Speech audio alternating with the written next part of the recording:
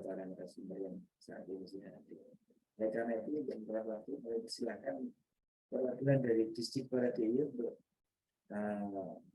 menyampaikan paparannya terkait sosialisasi pelaksanaan PPDB. Monggo silakan. Ya. Assalamualaikum warahmatullahi wabarakatuh. Selamat pagi Bapak Ibu, apakah suara saya terdengar dengan jelas? Terdengar. Ya. Terima kasih atas kesempatan yang diberikan oleh ORI. Kami berterima kasih karena kami diberikan kesempatan untuk mensosialisasikan kepada masyarakat terkait dengan penerimaan peserta didik baru, khususnya untuk jenjang SMA dan SMK negeri di Daerah Istimewa Yogyakarta untuk tahun 2023. Bapak Ibu, perkenalkan nama saya Ayu. Saya sebagai subkoordinator bidang perencanaan dan pengembangan mutu pendidikan. Kami mohonkan pamit, Bapak Kepala Dinas, itu ada acara di luar dengan Kemendikbudristek, dan kebetulan Bapak Kepala Bidang kami itu juga ada acara mendadak pagi ini, ada kunjungan dari Dinas Pendidikan Jawa Barat. Bapak Ibu, untuk sosialisasi terkait dengan PPDB SMA SMK negeri di Daerah Istimewa Yogyakarta tahun 2023, perlu kami sampaikan bahwa Dinas Dipora DIY telah menerbitkan regulasi terkait dengan PPDB SMA dan SMK negeri tahun 2023. Itu yang pertama adalah Pergub nomor 15 tahun 2023, lalu ada KEPKA nomor 0891, dan yang terbaru Bapak Ibu, mungkin Bapak Ibu belum sempat download, itu kemarin itu kami ada perubahan KEPKA, tapi hanya beberapa poin. Itu KEPKA nomor 1051, itu hanya kami rubah karena ada perubahan jadwal KKO dan ada revisi titik koordinat untuk SMA 1 Kasihan dan SMA 1 Bantul. Jadi kami telah mengeluarkan 3 regulasi, Bapak Ibu. Untuk regulasi ini kami tetap mengacu pada aturan dari pusat, yaitu Permendikbud 1 nomor 2020 Permendikbud nomor 1 tahun 2021. Jadi tidak banyak perubahan. Kami tetap mengacu pada PPDB berbasis zonasi. Screen nggih, Pak Rifki nggih. Bisa kan, Bu? Bisa kan, Pak? Ya. Sebentar.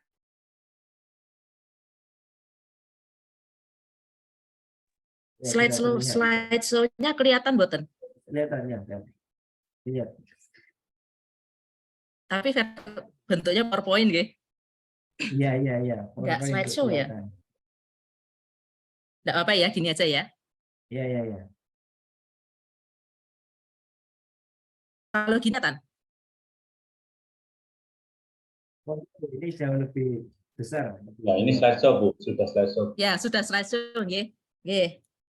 Ya, Bapak Ibu, seperti yang tadi sudah kami sampaikan bahwa kebijakan PPDB di tahun 2023 itu adalah berbasis zonasi. Jadi memang niat kami adalah mendekatkan siswa dengan lingkungan sekolah, di mana nanti tujuannya itu adalah pemerataan akses pendidikan. Dan ketika akses pendidikan itu rata, maka kondisi kelas yang heterogen itu juga bisa mendorong siswa untuk bekerja sama. Itu nanti efeknya adalah peningkatan kapasitas guru dan mendukung pelaksanaan SPM dan menghilangkan praktek jual beli kursi. Itu terkait dengan kebijakan PPDB tahun 2023. Lalu rombongan belajar, jumlah peserta didik baru untuk tiap rombongan belajar SMA dan SMK sesuai dengan Permendiknas itu itu 36 orang per kelas per rombongan belajar. Untuk rombongan belajar terakhir untuk SMA itu paling sedikit 20 orang, SMK paling sedikit 15 orang. Nah, di sini Bapak Ibu, SMA dan SMK itu wajib menerima peserta didik baru disabilitas, paling banyak 2 orang setiap rombongan belajar. Ini nanti pendaftarannya melalui PPDB inklusi. Nah, penerimaan peserta didik disabilitas di setiap rombongan belajar ini diperhitungkan dalam penentuan jumlah kuota jalur afirmasi. Jadi nanti apabila sekolah reguler atau SMA SMK ini menerima peserta didik baru disabilitas, maka nanti akan mengurangi kuota afirmasinya Bapak Ibu. Ini maksudnya. Nah, ini adalah gambaran. Untuk lulusan tahun pelajaran 2022-2025 itu ada sebanyak 55.374 siswa. Sedangkan saat ini jumlah pendaftar ASP di luar DIY, jadi yang dari luar DIY ingin ikut PPDB dalam DIY, itu kan mereka kebanyakan kan mengikuti ASPD. Data yang masuk sampai dengan pagi ini, dan memang sudah kami tutup untuk pendaftarannya, itu sebanyak 1.593 siswa. Sedangkan jumlah daya tampung PPDB kita untuk tahun ini itu adalah 33.275 siswa. Sehingga Bapak Ibu memang nantinya akan ada 23.692 siswa yang tidak bisa tertampung di SMA dan SMK negeri dan harus masuk ke SMA atau SMK swasta atau ke MA dan MAK. Begitu. Ini saya singgung sekilas mengenai ASPD ya Bapak Ibu. Perlu diketahui bahwa ASPD itu bukanlah tes masuk PPDB, bukan. ASPD itu bukan tes masuk PPDB. ASPD itu sebenarnya kami adakan itu untuk mengukur capaian kompetensi peserta didik di bidang literasi dan numerasi. Jadi kita mau melakukan pemetaan terhadap hasil belajar siswa. Saat ini kan karena tidak ada ujian nasional, maka tidak ada pemetaan terhadap atau evaluasi terhadap hasil belajar siswa yang standar. Maka kami mengadakan ASPD di DIY. Nah, ASPD ini tidak menentukan kelulusan peserta didik dan bukan merupakan syarat masuk SMA, SMK. Tetapi memang ASPD ini menjadi salah satu komponen dalam perhitungan nilai gabungan, Bapak Ibu. Jadi sebenarnya nggak ikut ASPD itu ya bisa ikut PPDB, bisa, tetapi akan kehilangan salah satu komponen dalam nilai gabungan sebesar 55%. Itu. Tetapi kalau ditanya, kalau nggak ikut ASPD apakah bisa ikut PPDB? Bisa, Bapak Ibu. Tetapi itu tadi, nilai gabungannya berkurang 55%. Ini perhitungan nilai gabungan kami, Bapak Ibu, tidak berbeda dengan tahun lalu, masih menggunakan rata-rata nilai rapot sebesar 40%, lalu nilai ASPD itu bobotnya 5%, dan nilai akreditasi sekolah dikali 4 dengan bobot 5%, tidak berubah dari tahun lalu. Tahapan pelaksanaan PPDB, yang pertama adalah pengumuman pendaftaran, itu sudah kami laksanakan, kami sudah publikasi, baik itu melalui leaflet, baliho, kami juga mengumumkan melalui media sosial. Lalu dengan adanya fasilitasi dari ORI ini, kami sangat berterima kasih semakin bisa menjangkau masyarakat, kami bisa mensosialisasikan terkait PPDB ini. Tahapan kedua adalah pendaftaran. Nah, ini dilakukan secara daring atau secara online dan offline atau luring. Yang offline ini digunakan untuk pendaftaran kelas inklusi, yang tadi itu Bapak Ibu yang disabilitas, lalu pendaftaran kelas KKO dan sekolah seni. Sekolah seni itu kalau di DIY itu ada SMK 1 Kasihan, SMK 2 Kasihan, dan SMK 3 Kasihan. Sedangkan KKO itu nanti ada 9 sekolah. Tahap yang ketiga adalah seleksi sesuai jalur pendaftaran. Jadi nanti Bapak Ibu pada saatnya di sekitar minggu ketiga Juni itu kami mengadakan seleksi sesuai jalur pendaftaran untuk PPDB yang online. Lalu yang keempat adalah pengumuman penetapan peserta didik baru, itu di akhir Juni. Dan yang terakhir adalah daftar ulang.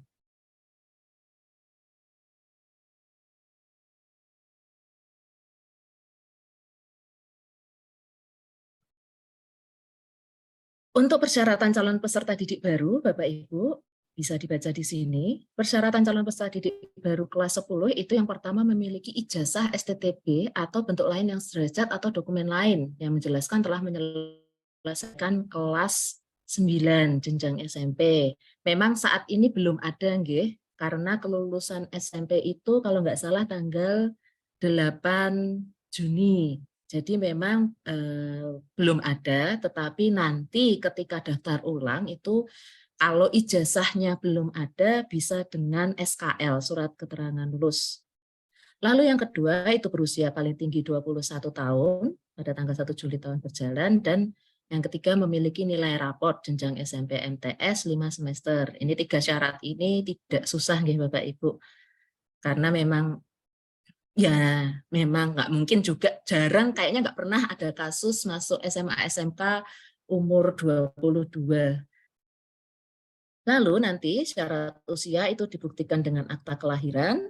Lalu untuk calon peserta didik yang berasal dari sekolah di luar negeri itu wajib melampirkan surat keterangan dari Dirjen yang menangani pendidikan dasar dan pendidikan menengah.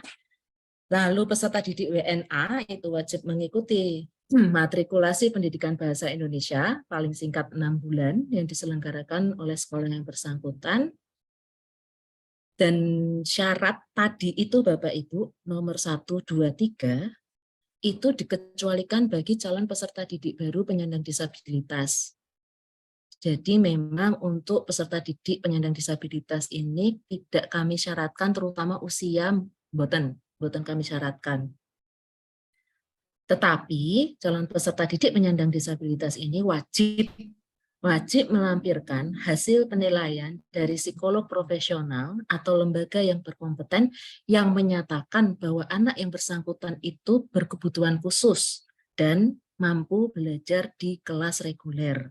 Kenapa kami syaratkan ini Bapak Ibu? Karena kami harapkan peserta didik baru penyandang disabilitas ini itu memang akan mendapatkan pembelajaran sesuai dengan kebutuhannya. Jangan sampai sebenarnya dia mampu belajar di kelas reguler, ternyata dia malah di SLB, padahal secara akademis mampu, gitu. Atau sebaliknya, dia secara akademis tidak mampu belajar di kelas reguler, tetapi dipaksakan pada akhirnya anak tidak bisa mendapatkan apa yang dia butuhkan, gitu. Nah, jenis pendaftaran PPDB. Jenis pendaftaran PPDB, Bapak Ibu, ada 4.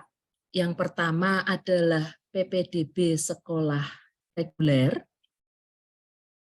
Ini PPDB yang dipersiapkan untuk semua calon peserta didik baru yang akan melanjutkan atau mengikuti pendidikan di SMA dan SMK. Jadi ini yang nanti dilaksanakan secara online.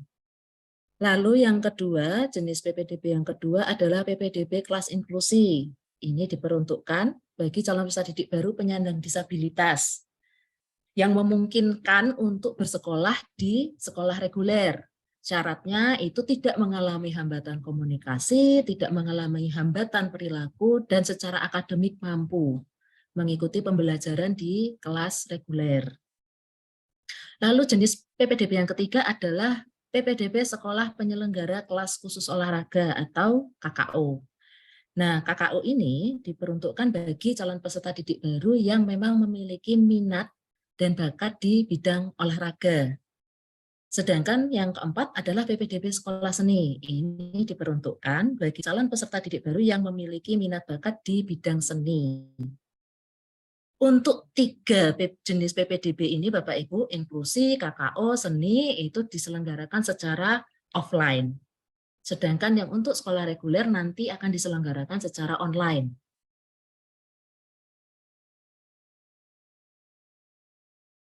Nah, kita mulai Bapak Ibu. Ini teknis, sekarang kita mulai teknis. Bapak Ibu, yang berdomisili di dalam DIY wajib melakukan cek data kependudukan. Kapan? Pada tanggal 30 Mei sampai dengan 8 Juni.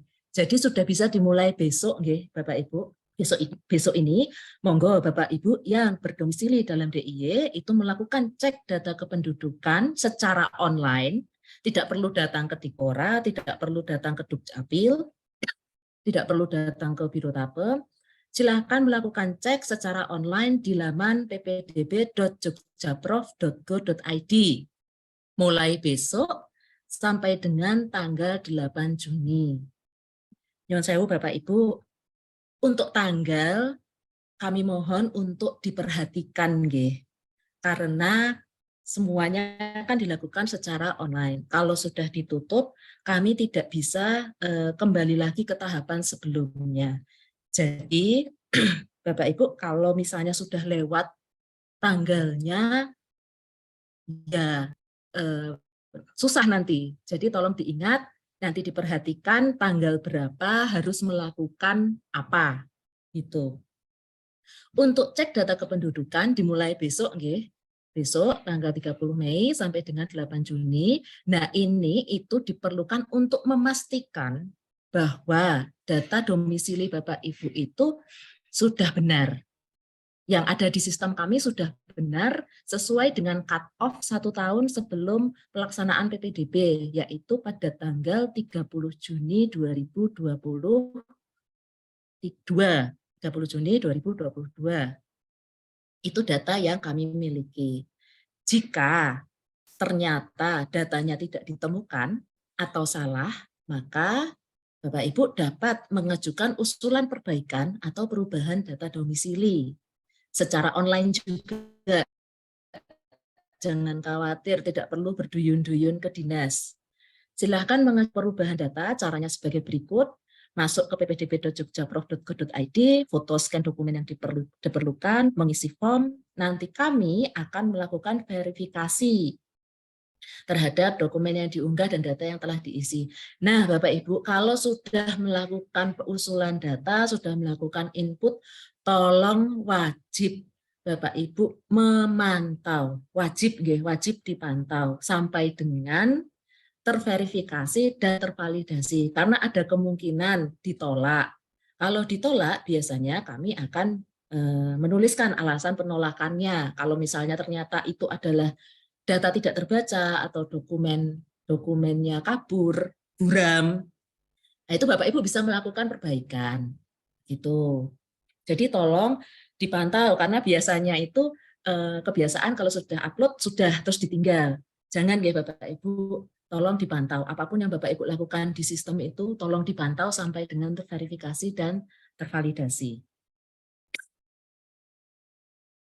Lalu jalur pendaftaran PPDB untuk tahun ini masih sama seperti tahun kemarin, itu ada jalur zonasi, itu adalah jalur untuk peserta didik yang mendekatkan peserta domisili peserta didik dengan sekolah, jadi berdasarkan domisili. Lalu jalur afirmasi yang diperuntukkan bagi peserta didik yang berasal dari keluarga yang ekonominya tidak mampu. Lalu yang ketiga adalah jalur perpindahan tugas orang tua atau wali, ini diperuntukkan bagi calon peserta didik yang mengikuti orang tuanya pindah tugas ke DIY. Dan yang keempat adalah jalur prestasi. Nah, ini diperuntukkan bagi calon peserta didik yang memiliki prestasi dan tidak ingin bersekolah di dalam zona satunya. Jadi kalau nanti jalur prestasi tidak bisa pilih sekolah di zona 1. Untuk kuota tidak jauh berbeda dengan tahun lalu, tetapi tahun ini yang berbeda adalah jalur zonasi itu kami bagi.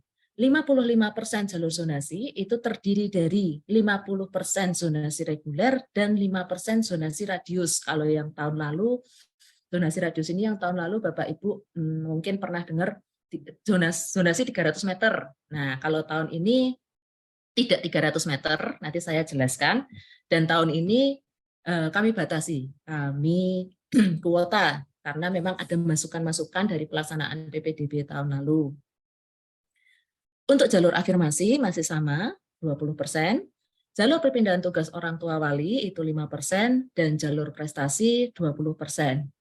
Nah, dalam hal terjadi sisa kuota pada jalur zonasi radius, karena mungkin ada kan sekolah yang di sekitarnya tidak ada lulusan SMP, jika ada sisa kuota jalur zonasi radius, sisa kuota jalur afirmasi, jalur pindahan tugas orang tua, dan prestasi nanti akan ditambahkan ke kuota jalur zonasi reguler. Nah, yang pertama kita bahas adalah jalur zonasi, Bapak-Ibu.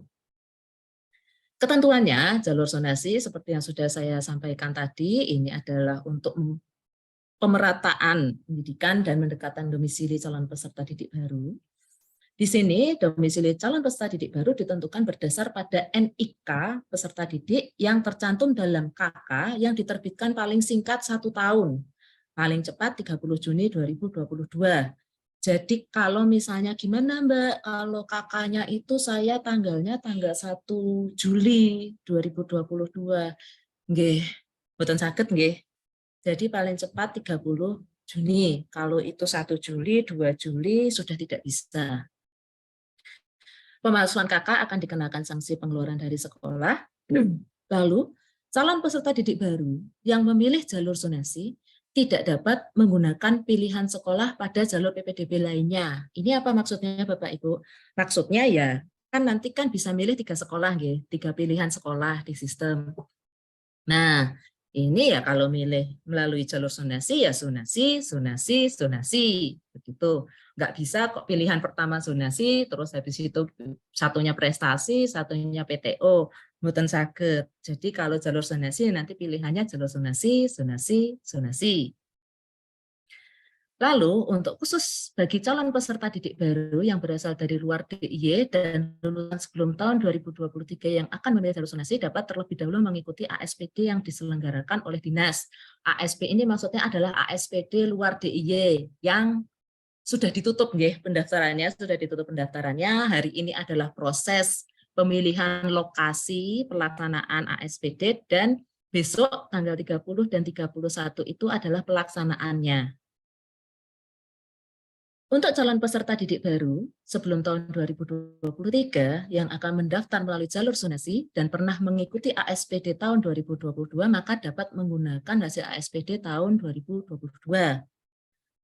Calon peserta didik baru yang mendaftar melalui jalur zonasi dan memiliki prestasi non-akademik dapat diberikan penghargaan dalam bentuk penambahan nilai pada jumlah nilai gabungan. Jadi Bapak-Ibu, jika putra-putri Bapak-Ibu memiliki prestasi non-akademik, dapat dimintakan verifikasi untuk penambahan nilai, dapat dimintakan usulan penambahan nilai, dan nantinya jika terverifikasi dan tervalidasi bisa mendapatkan penambahan nilai, maka akan ditambahkan pada nilai gabungan yang bisa digunakan untuk mendaftar di semua jalur, tidak hanya jalur prestasi. Begitu. Jadi nanti penambahan nilai ini bisa digunakan di semua jalur. Bapak-Ibu, untuk poin 4567 ini nanti sama di semua jalur. Nanti saya akan sekilas saja, nggih. Tidak saya ulangi. Ini ketentuan jalur zonasi. Nah, seperti tadi sudah saya sudah matur, untuk pembagian jalur zonasi terbagi menjadi 2, nggih Bapak Ibu. Zonasi reguler dan zonasi radius. Zonasi reguler itu adalah zonasi yang diukur berdasarkan jarak darat dari titik koordinat kelurahan atau kalurahan atau desa ke SMA negeri atau SMK negeri. Kenapa kok kalurahan atau desa, Bapak Ibu? Karena kelurahan itu ya kelurahan di kota. Kalurahan itu adalah desa di kabupaten. Kan desa kalau di kabupaten namanya sekarang kalurahan, gitu. Nah, desa itu diperuntukkan bagi desa yang dikerjasamakan, desa di Jawa Tengah yang dikerjasamakan dengan DIY. Zonasi reguler ini terbagi menjadi 3 zona untuk SMA dan 2 zona untuk SMK. Ini yang agak berbeda dengan PPDB tahun lalu. Untuk SMA tahun ini kita hanya 3 zona. Kalau tahun lalu kan ada zona keempat untuk luar DIY. Pada saat pembahasan dengan Kemdagri, penyusunan Pergub ini, Kemdagri menyatakan bahwa luar DIY itu kita tidak bisa mengatur zona untuk luar DIY. Jadi untuk luar DIY tidak masuk dalam zona 4. Sedangkan untuk yang SMK itu terbagi menjadi 2, itu adalah zona dalam DIY dan zona yang kedua adalah daerah di Jawa Tengah yang dikerjasamakan dengan DIY. Pertanyaannya pastikan Bapak Ibu, bagaimana cara menghitung zona? Bagaimana kami menghitung zona untuk menentukan zona untuk zonasi reguler? Untuk zonasi reguler SMA itu zona pertama kami menentukan titik koordinat kelurahan sudah ada ya titik koordinat. Lalu kami mengukur 6 SMA terdekat, 6 sekolah terdekat, 6 SMA terdekat. Nah, 3 SMA terdekat paling dekat, SMA 1, 2, 3 terdekat itu menjadi zona 1. Sedangkan yang nomor 4, 5, 6 atau 3 terdekat berikutnya itu menjadi zona 2. Sedangkan zona 3 adalah seluruh sekolah di DIY. Jadi contohnya Bapak Ibu, misalnya saya itu di zona 1 saya adalah Zona 1 saya adalah SMA 3, 8, dan 9. Zona 2, ini cuma contoh nggih. Zona 2 saya adalah SMA 6, 10, dan berapa ya? 2 misalnya. Maka zona 3 saya itu ya SMA di Gunung Kidul itu zona 3 saya, SMA di Bantul itu zona 3 saya. Gitu. Itu zona untuk reguler. Kalau SMK itu zona satunya adalah seluruh.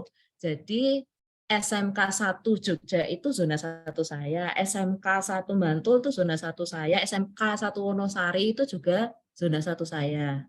Begitu. Untuk zona yang kedua adalah zonasi radius. Zonasi radius ini ditentukan berdasarkan jarak tertentu yang mengelilingi titik koordinat SMA negeri atau SMK negeri dengan mempertimbangkan kepadatan penduduk dan luasan sekolah. Nantinya zonasi radius ini jaraknya berbeda tiap sekolah. Nah, ini tercantum dalam KEPK, Keputusan Kepala Dinas di lampiran, KEPK nomor 0891, Bapak Ibu. Nanti Bapak Ibu bisa melihat. Akan saya jelaskan nanti bagaimana kami menghitung zona radius. Pertama kita bahas adalah zona reguler. Daya tampung seperti saya sudah matur, itu adalah sebesar 50%. Ini zona 1, 3 sekolah terdekat. Zona 2 adalah 3 SMA negeri terdekat berikutnya. Zona 3 itu seluruh kelurahan dan atau kelurahan dalam DIY yang tidak termasuk dalam zona 1 dan zona 2. Begitu juga yang SMK, sudah saya jelaskan tadi, zona 1 adalah seluruh kelurahan dan atau kelurahan dalam DIY, dan zona 2 adalah desa di perbatasan Jawa Tengah yang dikerjasamakan.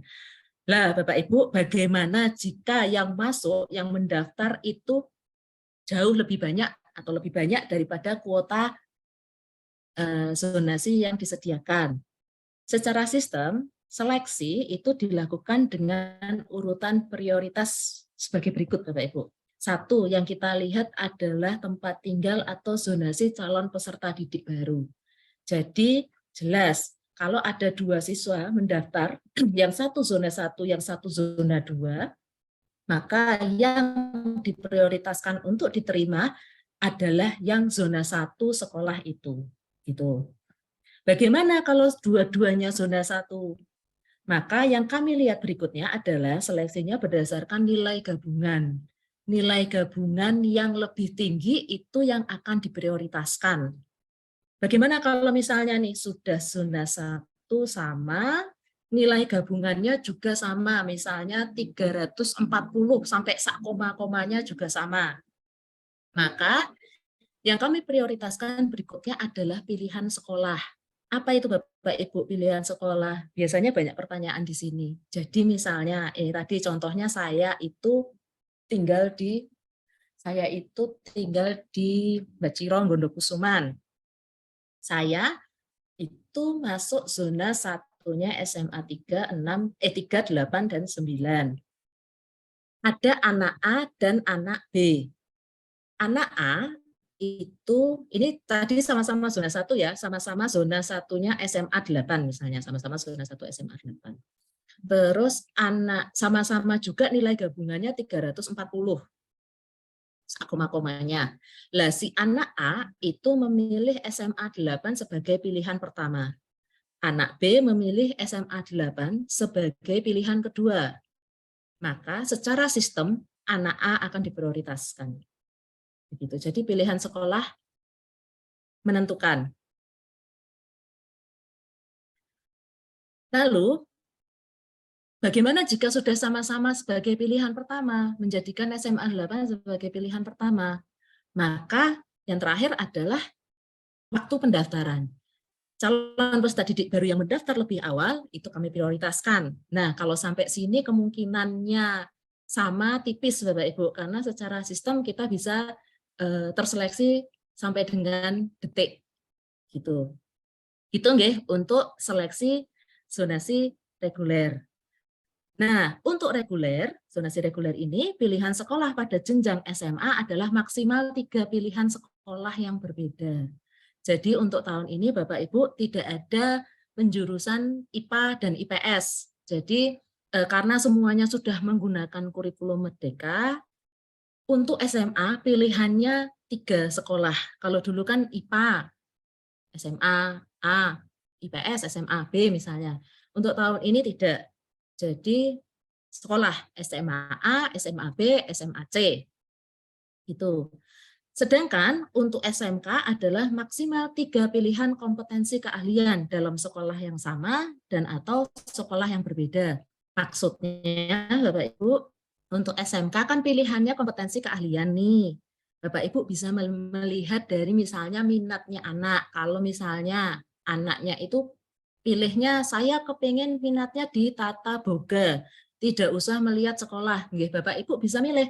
Misalnya pilihan pertama tata boganya SMK 4, pilihan kedua tata boganya SMK 6, pilihan ketiga tata boganya misalnya SMK 1 Sewon gitu. Atau bisa memilih sekolah yang sama dengan kompetensi keahlian yang berbeda. Saya pengennya di SMK 6 kok enggak, terserahlah kompetensi keahliannya apa. Jadi bisa milih tata boga SMK 6, tata busana SMK 6, atau usaha perjalanan usaha pariwisata, usaha wisata SMK 6. Misalnya seperti itu Bapak Ibu. Itu yang dimaksud dengan 3 pilihan kompetensi keahlian dalam sekolah yang sama dan atau sekolah yang berbeda.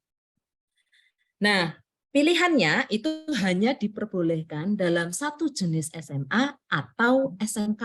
Jadi, kalau milih SMA, ya SMA semua 3 pilihannya. Kalau milih SMK, ya SMK semua pilihannya.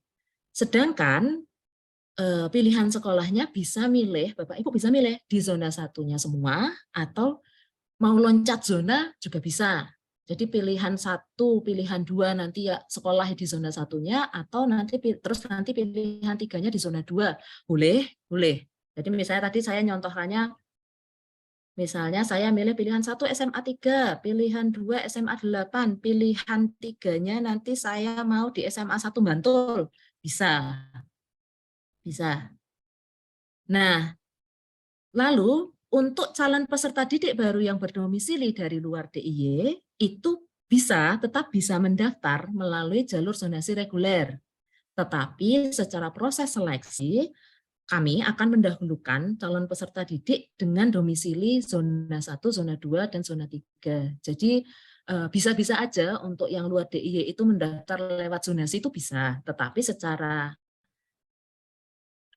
seleksi domisili akan didahulukan untuk yang zona 1, zona 2, dan zona 3.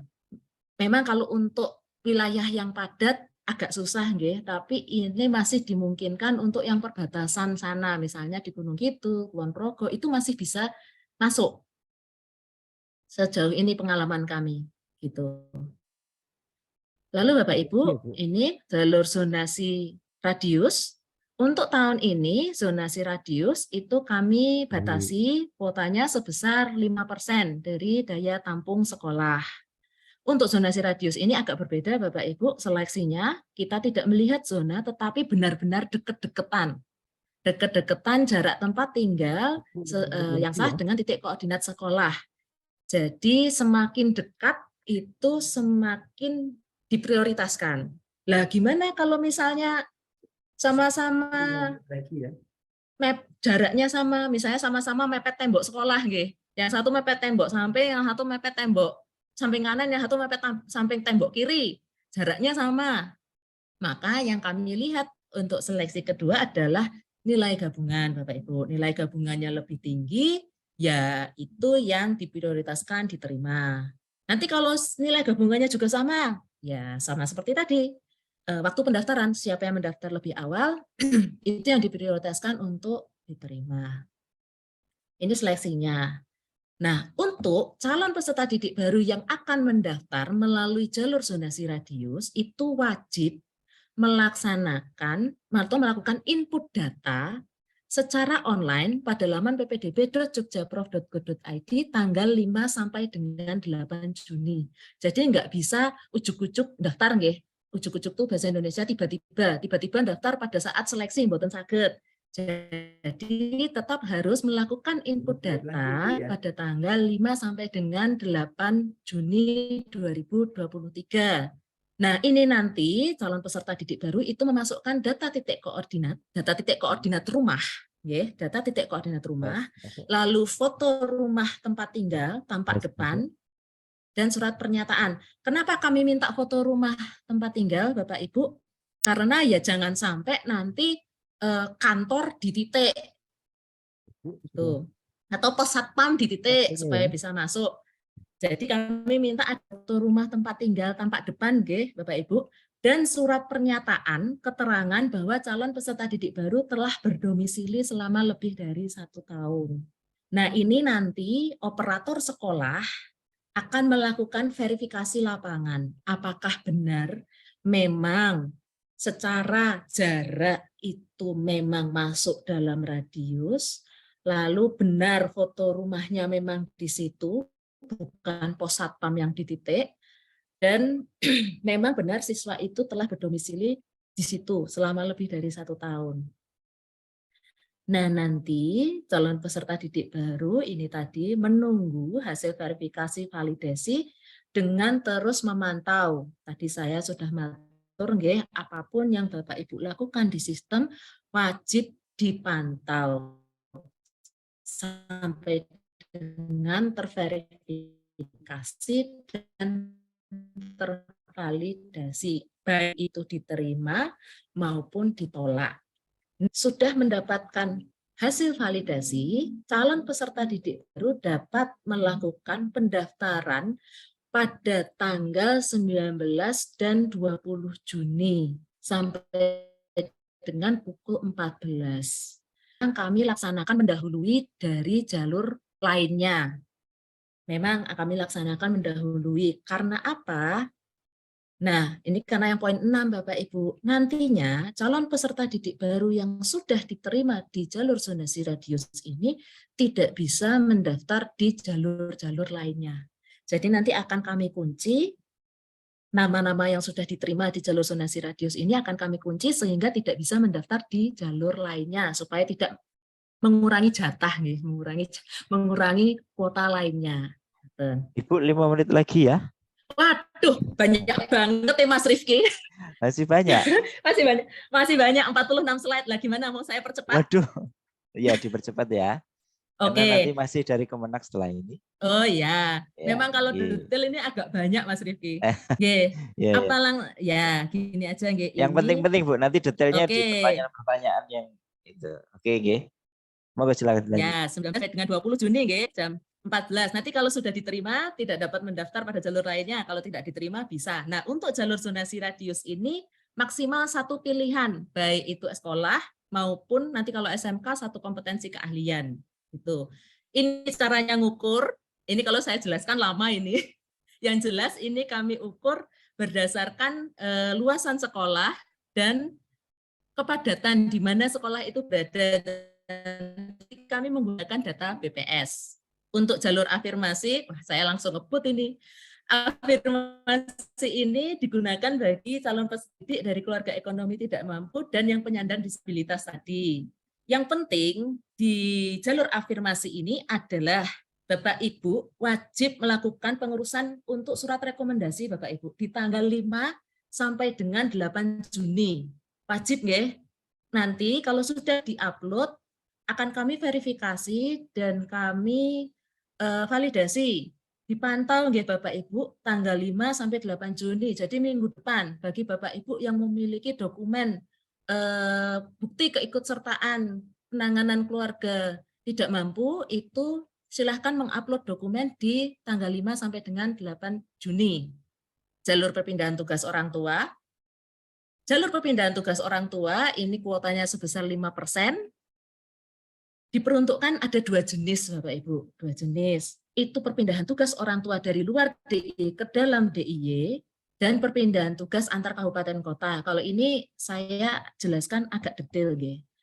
Yang perpindahan tugas dari luar DIY ke dalam DIY, misalnya dari Semarang ke DIY, dari Kebumen ke DIY, itu dibuktikan dengan surat keputusan perpindahan tugas dari perusahaan yang mempekerjakan yang kami akui itu adalah paling lama 3 tahun sebelum pelaksanaan PPDB atau paling lama tahun 2020.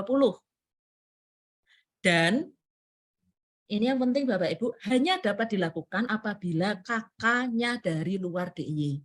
Mbak, bagaimana kalau misalnya saya itu punya SK pindah tugas tahun 2021 tapi kakak saya dalam DIY. Ya sudah, pakai zonasi saja, tidak bisa pakai PTO. Begitu. Itu yang PTO dari luar DIY ke dalam DIY. Nah, ada PTO yang antar kabupaten kota. Misalnya dari Gunung Kidul pindah ke Bantul. Gunung Kidul pindah ke Bantul. Ini dibuktikan sama dengan surat keputusan perpindahan tugas yang diterbitkan kalau ini paling lama 1 tahun gitu Bapak Ibu. 1 tahun pada bulan Juni 2022 dan diikuti dengan perpindahan kartu keluarga. Jadi tidak bisa jenengan punya PTO dari Gunung Kidul ke Bantul, tapi kakaknya nggak pindah. Itu nanti namanya ngelaju. Mboten saged nggih. Jadi kalau misalnya pindah antar kabupaten kota harus diikuti dengan perpindahan KK, yang mana SK PTO-nya diterbitkan lebih dulu daripada perpindahan KK-nya. Tidak boleh kakaknya sudah pindah duluan ke Bantul, terus baru PTO-nya diurus. Mboten saged. Nah, ini nanti calon peserta didiknya hanya dapat memilih sekolah pada kabupaten kota sesuai dengan domisili. Jadi nanti yang tadi itu Gunung Kidul pindah ke Bantul, maka hanya bisa mendaftar di Bantul. Tidak bisa menggunakan PTO dari Gunung Kidul ke Bantul kok daftarnya di kota. Mboten saged, akan kami kunci sesuai dengan kabupaten kotanya. Lalu perpindahan tugas orang tua ini juga bisa digunakan bagi anak guru. Anak guru apa? Guru SMA negeri dan guru SMK negeri. Dan ini itu hanya di sekolah di mana orang tuanya bekerja. Itu untuk anak guru ini, dia bisa mendaftar 3 pilihan itu adalah PTO dan zonasi. Tetapi nanti secara sistem akan mendahulukan PTO-nya. Gitu. PTO, nanti seleksinya mulai dari nilai gabungan, pilihan sekolah, dan waktu pendaftaran. Oh, sebentar. Nah, pengurusan dokumen sama Bapak Ibu tanggal 5 sampai dengan 8 Juni. Ini pengurusan dokumennya. Dan jangan lupa wajib dipantau. Jalur prestasi, ini daya tampungnya 20%, prasyaratnya sama seperti tahun lalu tidak kami rubah, masih 330 minimal. Bagaimana kalau nilai gabungan saya 325 Mbak? Iya, nggak bisa. Tapi saya punya nilai prestasi non-akademik. Berapa nilai prestasi non-akademiknya? 8. Oh, berarti 325 ditambah 8 itu 333 bisa mendaftar untuk jalur prestasi. Jadi 330 itu adalah nilai gabungan sudah ditambahkan apabila memiliki tambahan nilai prestasi non-akademik. Ini seleksinya, nilai, pilihan, waktu. Untuk penambahan nilai prestasi non-akademik, Bapak Ibu, secara rinci bisa dilihat di Pergub atau KEPKA. Nanti yang kami akui itu paling lama 3 tahun sebelum tanggal pendaftaran PPDB, dan 1 prestasi yang paling tinggi. Nah, bagaimana cara Bapak Ibu mengetahui prestasi yang paling tinggi? Itu yang paling tinggi nilainya, itu kami prioritaskan bagi yang diselenggarakan oleh poin 3 nggih Bapak Ibu, kementerian, Pemda, Pemkab, Indo Organisasi Olahraga, Indo Organisasi Cabang Olahraga, Partai Daerah dan Palang Merah Indonesia, dan dilaksanakan secara berjenjang. Saya sebenarnya punya contoh-contoh tapi waktunya cuma sebentar nggih. Begitu nggih Bapak Ibu. Jadi lihat dulu, ini diselenggarakan siapa? Kalau diselenggarakan masuk dalam jajaran ini berarti kemungkinan nilainya tinggi. Itu yang pertama Bapak Ibu lihat kalau punya banyak prestasi nggih. Lalu yang kedua, diselenggarakan berjenjang atau tidak? Jika diselenggarakan berjenjang maka kemungkinan nilainya tinggi. Itu yang diupload. Begitu. Kapan nguploadnya Bapak Ibu? Sama di tanggal 5 sampai dengan 8 Juni dan jangan lupa wajib dipantau. Untuk PPDB Sekolah Inklusi, KKO, dan Seni, ini saya cepat saja. Untuk inklusi, pendaftaran sudah lewat nggih, tanggal 22 sampai dengan 26 kemarin. Ini dengan membawa surat rekomendasi hasil asesmen dari psikolog yang menyatakan anak bersangkutan berkebutuhan khusus dan mampu belajar di kelas reguler. Untuk KKO itu juga dilaksanakan langsung di sekolah penyelenggara dan sudah lewat pendaftarannya tanggal 22 sampai dengan 24 Mei. Nanti tes bakat minatnya di tanggal 27, ini salah, 27 Mei, tanggal 3 Juni, 6 Juni, dan 7 Juni, sesuai dengan jadwal yang ada di KEPKA. Untuk daftar ulang di tanggal 13 sampai dengan 14 Juni. Nanti Bapak Ibu yang sudah diterima di inklusi, KKO, dan nanti seni itu sudah tidak dapat mengikuti PPDB sekolah reguler. Jadi kalau sudah diterima PPDB ini, inklusi, KKO, seni, nanti tidak bisa mendaftar di PPDB sekolah reguler. Ini PPDB sekolah seni, pendaftarannya masih panjang sampai 6 Juni. Nanti ini dilaksanakan secara online di websitenya sekolah, tetapi akan ada tes bakat minat dan penyerahan berkas pendaftaran itu dilakukan secara tatap muka. Besok 30-31 Mei dan 5-6 Juni. Pengumuman dan daftar ulang. Pengumuman di tanggal 26 Juni dilaksanakan di sekolah masing-masing. Nanti ditetapkan oleh SK Kepala Dinas. Nah, ini Bapak Ibu mungkin saya agak yang ini agak detail. Pendaftaran ulang di tanggal 26, 27, 28, dan 30. Pada saat daftar ulang, itu sekolah dilarang memungut biaya. Untuk PPDB ini, Bapak Ibu, sekolah dilarang memungut biaya, tetapi pengecualian bagi sekolah penyelenggara KKO, karena memang kami bekerja sama dengan pihak ketiga. Jadi memang UNY, jadi memang kami ada biaya yang harus dibayar oleh peserta didik, karena itu biaya itu kami bayarkan ke UNY. Nah, ini yang baru Bapak Ibu. Apabila terdapat peserta didik baru yang tidak melakukan pendaftaran ulang, maka sekolah mengumumkan jumlah daya tampung rombongan belajar yang belum terisi. Diumumkan. Untuk apa? Untuk sebentar. Nah, untuk ini Bapak Ibu, jadi calon peserta didik baru itu bisa melakukan pendaftaran untuk pemenuhan daya tampung di tanggal 3 dan 4 Juli sampai dengan pukul 14. Pemenuhan daya tampung ini pendaftarannya dilakukan secara online.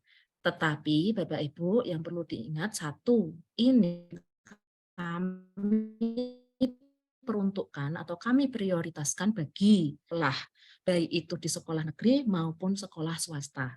Jadi kalau misal Bapak Ibu sudah diterima secara sistem di sekolah negeri, misalnya Bapak Ibu diterima di SMAA, lalu Bapak Ibu tidak melakukan daftar ulang di SMAA, karena Bapak Ibu ingin mengisi bangku kosong di SMAB, secara sistem akan terblokir. Karena Bapak Ibu dinyatakan sudah diterima di SMAA, walaupun Bapak Ibu tidak melakukan daftar ulang. Itu untuk sekolah negeri. Lalu untuk sekolah swasta, Bapak Ibu membuat surat pernyataan. Jadi Bapak Ibu nanti untuk mendaftar ini Bapak Ibu diminta untuk membuat surat pernyataan bahwa Bapak Ibu belum diterima baik itu di sekolah negeri maupun di sekolah swasta. Karena apa Bapak Ibu? Karena memang bangku kosong ini kami peruntukkan bagi siswa yang sama sekali belum mendapatkan sekolah. Kalau sudah diterima di sekolah swasta ya jangan coba-coba untuk mengisi bangku kosong ini gitu. Lalu yang kedua, ini akan kami prioritaskan bagi calon peserta didik baru yang berasal dari keluarga ekonomi tidak mampu. Kalau udah sama nih, sama-sama belum dapat sekolah, sama-sama tidak mampu, maka yang berasal dari zona 1 sekolah yang bersangkutan. Kalau sudah sama-sama semua, ya seperti biasa nilai gabungan dan waktu pendaftaran. Nah, ini diperuntukkan hanya bagi yang telah memiliki akun dan token pada 15 sampai dengan 17. Jadi memang ini itu untuk mereka yang sudah pernah melakukan pendaftaran PPDB sekolah reguler, bukan yang tiba-tiba mendaftar di tengah jalan gitu. Jadwal Bapak Ibu besok tanggal 30 sampai 31. Lalu untuk calon peserta didik baru lulusan luar DIY dan yang sebelum tahun 2023 wajib melakukan input data. Jadi Bapak Ibu tolong disampaikan apabila ada kenalan atau yang lain, tolong melakukan input data calon peserta didik baru lulusan luar DIY kapan? Di tanggal 30 Mei sampai dengan 8 Juni. Lalu bagi yang berdomisili dalam DIY wajib melakukan pengecekan data kependudukan di tanggal yang sama 30 Mei sampai dengan 8 Juni. Lalu untuk verifikasi dokumen baik itu jalur afirmasi, PTO, prestasi non-akademik maupun radius dilaksanakan tanggal 5 sampai 8 Juni. Jangan sampai terlewat nih Bapak Ibu, tanggal 5 sampai 8 Juni. Untuk ajuan akun dan aktivasi PIN token itu tanggal 15 sampai dengan 7 taranya di tanggal 19 sampai dengan 20 Juni jam 2, hati-hati cuma sampai jam 2 siang, pukul 14 siang. Lalu untuk pendaftaran jalur lainnya, jalur zonasi reguler, afirmasi, PTO, dan prestasi itu dilaksanakan di tanggal 21 sampai dengan 23 Juni. Kalau tahun lalu itu kami ada model H-1, jadi hanya bisa mengganti pilihan sampai dengan hari kedua. Untuk tahun ini full, 3 hari silahkan melakukan pergantian pilihan kalau Bapak Ibu merasa galau. Boleh ganti jalur, boleh ganti jenis, mau SMA pindah SMK, dari SMK ke SMA, dari afirmasi ke zonasi, dari zonasi ke prestasi, monggo. Silahkan dilakukan dari tanggal 21 sampai dengan 23 Juni jam 23.59. Full silahkan dilakukan kalau mau melakukan perubahan pilihan. Nanti akan kami hentikan di Jumat tengah malam, lalu nanti secara sistem akan dilakukan proses evaluasi pemeringkatan dan penyaluran. Maksudnya Bapak Ibu, jika tadi ada sisa-sisa kuota di jalur afirmasi, prestasi, terus PTO, ini akan disalurkan di jalur zonasi reguler. Berarti ada kemungkinan akan ada nama-nama yang sebelumnya terlempar atau sebelumnya tidak diterima akan masuk lagi karena ada penambahan kuota. Nah, ini terjadi di tanggal 24. Tetapi jika sudah diterima atau ada di posisi atas di tanggal 24 Juni dini hari, bisa dipastikan tidak akan berubah. Lalu pengumuman di tanggal 26 Juni, Senin. Kenapa ada selang waktu 1 hari? Ya, ini murni karena ini adalah hari Minggu. Kami tidak bisa mengeluarkan SK. Cuman itu aja Bapak Ibu. Tetapi kalau sudah diterima di tanggal 25 Juni dini hari, maka bisa dipastikan sistem tidak akan bergerak. Jika ada yang tiba-tiba hilang, mohon disampaikan ke kami. Karena secara sistem kami pastikan tidak akan bergerak di tanggal 25 Juni. Untuk daftar ulang tanggal 26, 27, 28, 30 Juni, pengumuman daya tampungnya nanti di Juli jam 8, lalu Bapak Ibu sudah bisa mendaftar untuk pemenuhan daya tampung di pukul 9 sampai dengan 4 Juli jam 2 siang, pengumumannya nanti di jam 4 siang dan daftar ulangnya besoknya di hari Rabu tanggal 5 Juli. Begitu, ini pengendalian pembinaan pengawasan. Terakhir Bapak Ibu, informasi PPDB itu bisa dilihat di website di pora.jogjaprof.go.id atau ppdb.jogjaprof.go.id. Nanti juga informasi-informasi akan kami sampaikan melalui medsos, ada Instagram, YouTube. Lalu jika ada butuh informasi, ada aduan, monggo ini ada link-linknya, ada WhatsApp-nya. Bapak Ibu juga juga butuh bantuan bisa menemui operator PPDB minta bantuan itu bisa, ke Balai Dikmen juga bisa, begitu. Begitu Bapak Ibu. Oke. Saya kembalikan ke Mas Rifki.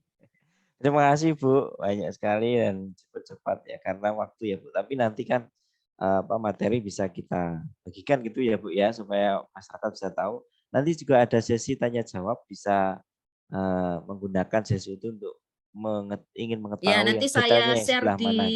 chat ya. Oke Bu. Ya. Ya Ibu, terima kasih. Ini kali ini memang luar biasa antusiasme dari masyarakat.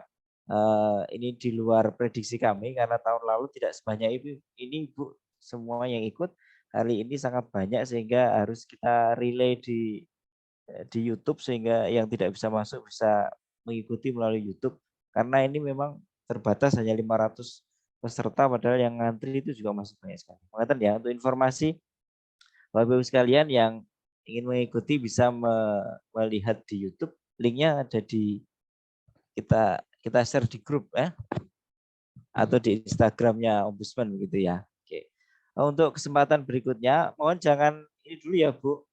Nanti ada pertanyaan mungkin dari masyarakat.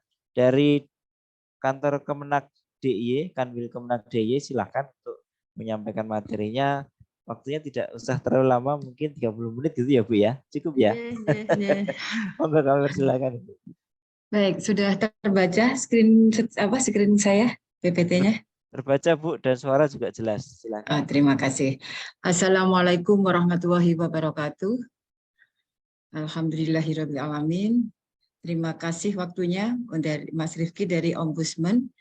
Yang kami hormati tim Ombudsman baik dari pimpinan dan jajarannya, yang kami hormati rekan kami dari Dinas Pendidikan dan Olahraga Dikpora DIY, yang kami hormati Bapak Ibu semua peserta sosialisasi pada pagi hari ini.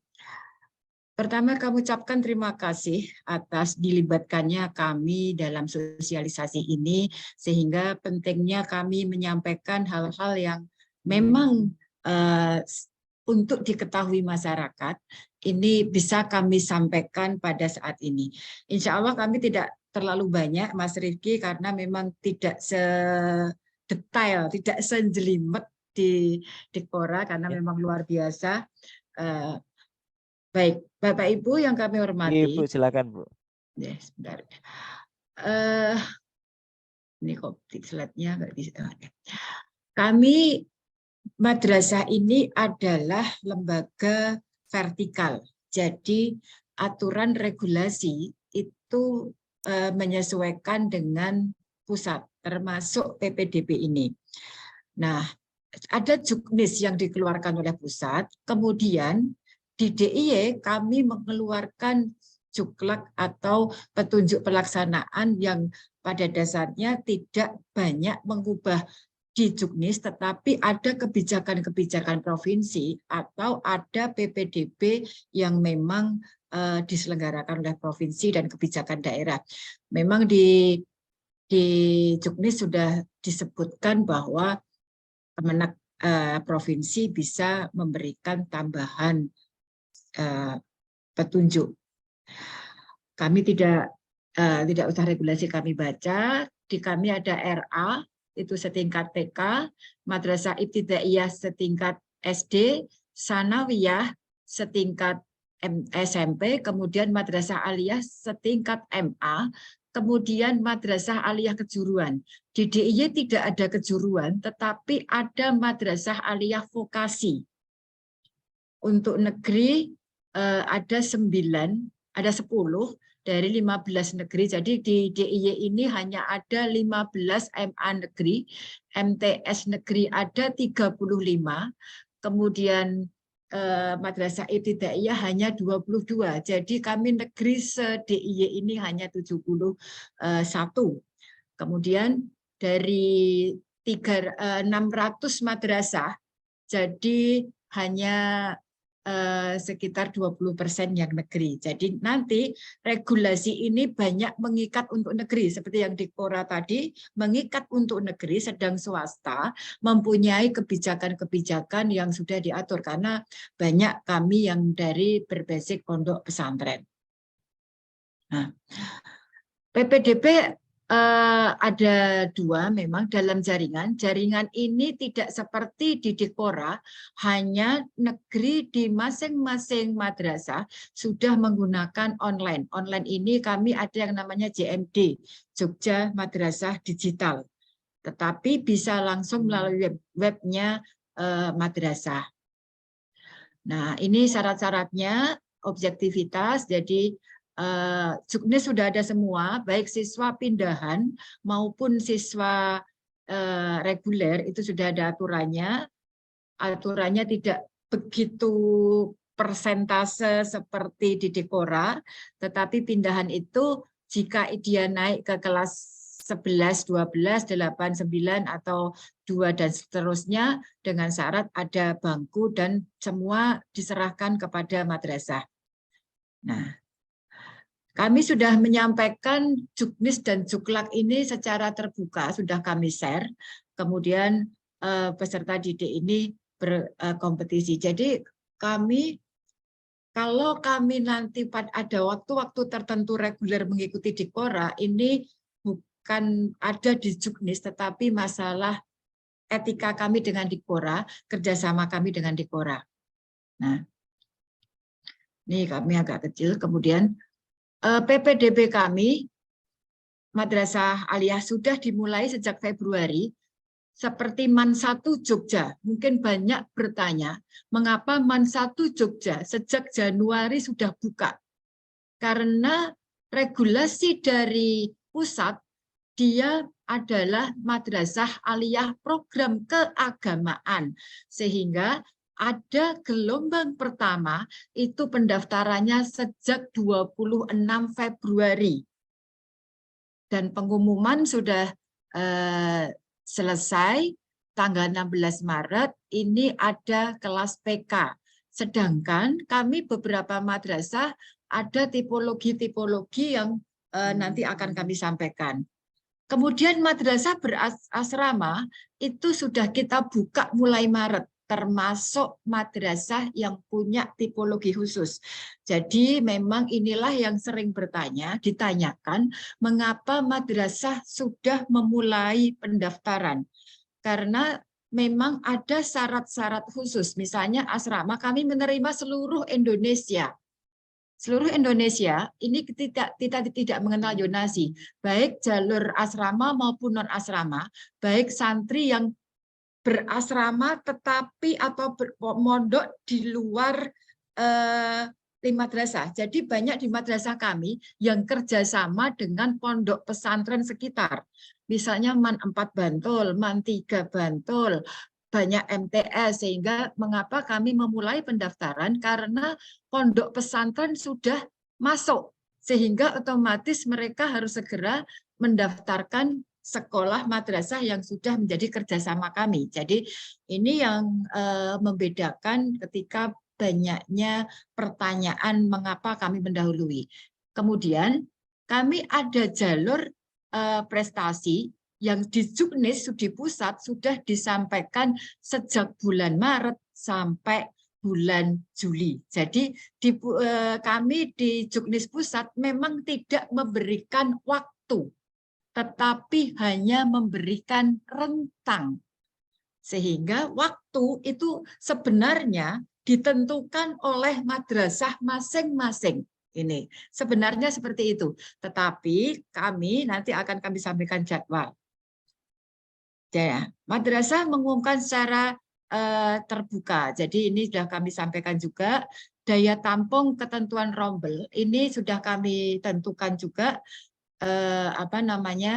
Bagaimana rombel, kami ada SK rombel, memang sangat berbeda dengan SMA, SMP, SD ya. Rombel kami kalau di berbasis pondok pesantren itu akan menjadi lebih banyak jumlah rombel. Nah, ini setiap setiap madrasah harus memberikan akses pada untuk inklusif. Jadi memang tidak boleh menutup peluang pada anak-anak yang berkebutuhan khusus. Ini kami wajibkan. Jika ada penolakan, maka kami bisa menghubungi kami. Kemudian tetapi madrasah boleh menolak jika dia madrasah menerima jika dia mempertimbangkan sumber daya, karena ternyata yang bisa menyediakan guru berkebutuhan khusus itu hanya dari Dinas Pendidikan. Nah ini apakah sehingga kami sampaikan madrasah inklusif yang sudah ada di kami yang ber-SK itu baru MAN 2 Sleman, dan kalau SMP atau MTS itu ada di MTS Yaket Tunis. Di sana khusus untuk tunanetra. Dan ini madrasah maksimal 10%. Jumlah keseluruhan diterima dengan mempertimbangkan ketersediaan fasilitas. Jadi jika dia tidak menerima, kita melihat apakah ada fasilitasnya, apakah ada gurunya. Nah, kemudian madrasah dapat menetapkan rekomendasi yang berwenang. Nah, ini, jadi dengan syarat seperti di Dikpora tadi bahwa ada rekomendasi. Nah, madrasah untuk jenjang RAMI-MTS yang menentukan berkoordinasi dengan kabupaten kota. Meskipun tanggung jawab ada di provinsi. Jadi memang kami bedanya dengan Dikpora. Kalau Dikpora itu kan tanggung jawab selesai SD, SMP, selesai pada kabupaten. Sedangkan kami di kota hanya koordinasi, penanggung jawab tetap berada di provinsi. Nah, ini yang karena kami vertikal tadi, sedangkan kami juga bertanggung jawab ke atas. Jadi memang kalau inilah yang sering menjadi pertanyaan masyarakat tentang waktu yang berbeda-beda antar madrasah. Ini kami berikan jadwal. Ini MAN PK. MAN PK ini sudah selesai. Pada kami kemudian ada jalur santri berprestasi. Santri berprestasi ini adalah siswa-siswa yang memang mempunyai jalur tafid ataupun prestasi akademik dan non-akademik. Gelombang pertama sudah selesai, gelombang kedua akan selesai pada 31 Mei ini. Nah, kemudian kemarin kami ada jalur tafid. Jalur tafid terpadu sudah kami laksanakan dan selesai itu pada bulan Mei. Tafid terpadu ini kami menggunakan jalur online dari provinsi sehingga kami hanya membatasi sangat terbatas jumlahnya. Sedangkan jalur khusus ini contoh, kami agak ketinggalan. Di kami itu ada MA keterampilan, ada MA akademik, ada MA riset ataupun MA atau MTS. Jika dia mempunyai SK baik dari Dirjen maupun dari provinsi, maka dia bisa membuka jalur khusus karena ada tes keterampilan khusus, yaitu madrasah keterampilan itu ada madrasah vokasi. Kalau MA, kalau di kota MAN 2 Jogja, kalau di Kulon Progo semua madrasah Kulon Progo itu MA keterampilan atau MA vokasi. Di Gunung Kidul satu-satunya MAN juga itu madrasah vokasi. Di Bantul ada MAN 1 dan MAN 2.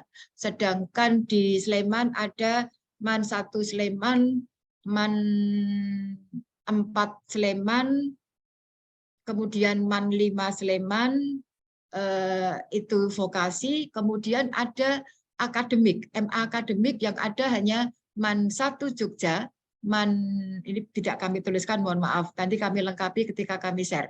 MAN 1 Jogja, MAN 3 Sleman, kemudian MTS-nya MTS 6. Nah, jika sudah mendapatkan SK, memang kami memberi kesempatan untuk tes khusus. Karena jalur kami kebanyakan menggunakan tes khusus 8-13 Mei. Sedangkan jalur reguler yang nanti akan menggunakan ASPD, ini untuk tingkat MTS dan MI akan menyesuaikan Dinas Pendidikan Kabupaten setempat. Nah, kemudian untuk tingkat MA menyesuaikan dengan Dikpora DIY. Waktu yang reguler, dan reguler ini biasanya hanya menggunakan ASPD, tetapi Kalau di Dikpora bedanya ada tambahan rapot dan sebagainya, sedangkan di kami ada tambahan dengan tes wawancara yaitu bisa keagamaan dan sebagainya. Jadi kami yang menggunakan ASPD hanya di jalur reguler. Ini reguler, waktunya tidak kami tuliskan karena setiap kabupaten untuk MTS itu, SMP itu berbeda-beda. Sedangkan RA kami hanya memberikan rentang waktu. Kemudian ini persyaratan hampir sama ya untuk usia RA dan itu untuk maksimal untuk MI peserta didik 7 tahun itu wajib diterima, tetapi kami bisa mempertimbangkan jika ada di bawahnya sesuai daya tampung. Calon peserta didik berusia paling rendah 6 tahun, jadi kemudian ini hampir sama dengan Dikpora, tidak usah kami ulang. Kemudian untuk MTS ini berusia paling tinggi 15 tahun, kemudian memiliki ijazah atau dari MI atau MTS atau paket A kesetaraan, karena di pondok pesantren ada program kesetaraan. Kemudian kami juga tidak ada yonasi, jadi tidak melihat apakah latar belakang dan pekerjaan orang tua berada di mana, KTP-nya mana, kami tidak ada yonasi. Kemudian persyaratan untuk MA, paling tinggi 21 tahun, sama mempunyai ijazah pada umumnya, kami agak percepat. Kemudian persyaratan usia dengan akte kelahiran atau surat keterangan kelahiran, kemudian persyaratan akademis atau dokumen sesuai kebutuhan layanan dikembangkan madrasah masing-masing. Jadi seperti kami sampaikan, kami di DIY di madrasah itu ada tipologi madrasah yang sudah kami kembangkan. Jadi kalau bicara Mandua Jogja misalnya, dia termasuk madrasah riset dan sebagainya. Sehingga jika ada persyaratan tertentu, jadi akademiknya kami hanya menggunakan ASPD, sedangkan non-akademik, artinya sertifikat dan kompetensi itu ditentukan oleh madrasah masing-masing. Dan ini kami tujukan adalah yang kami sampaikan madrasah negeri. Kami tidak mengikat di madrasah swasta, karena madrasah swasta itu independen pada yayasan masing-masing. Jadi kami hanya ada, sekali lagi, 71 madrasah negeri. Nah, ini JPTT sudah selesai, tidak usah kami sampaikan. Ini jalur khusus. Nah, ini syarat tadi hanya kami jelaskan, ini berada di penerbitan SK, highlight ini kami tadi biar terlihat jelas. Ini MI dan sebagainya. Ini kelas peserta didik kelas 7 MTS dan sebagainya. Sedangkan kami untuk negeri, untuk MA sudah kurikulum merdeka, sedangkan untuk MTS belum semuanya karena SK belum semuanya, tetapi kalau untuk MA ada satu Man Sleman, tapi nanti SK akan muncul di selanjutnya. Kami baru tahu kalau tadi disampaikan oleh Ibu dari Dikpora, kalau semua SMA di DIY sampun kurikulum merdeka ya, Bu? Nggih.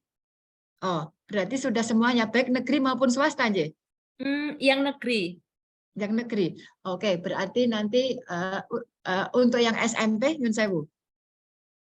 Kalau yang SMP sudah semua belum?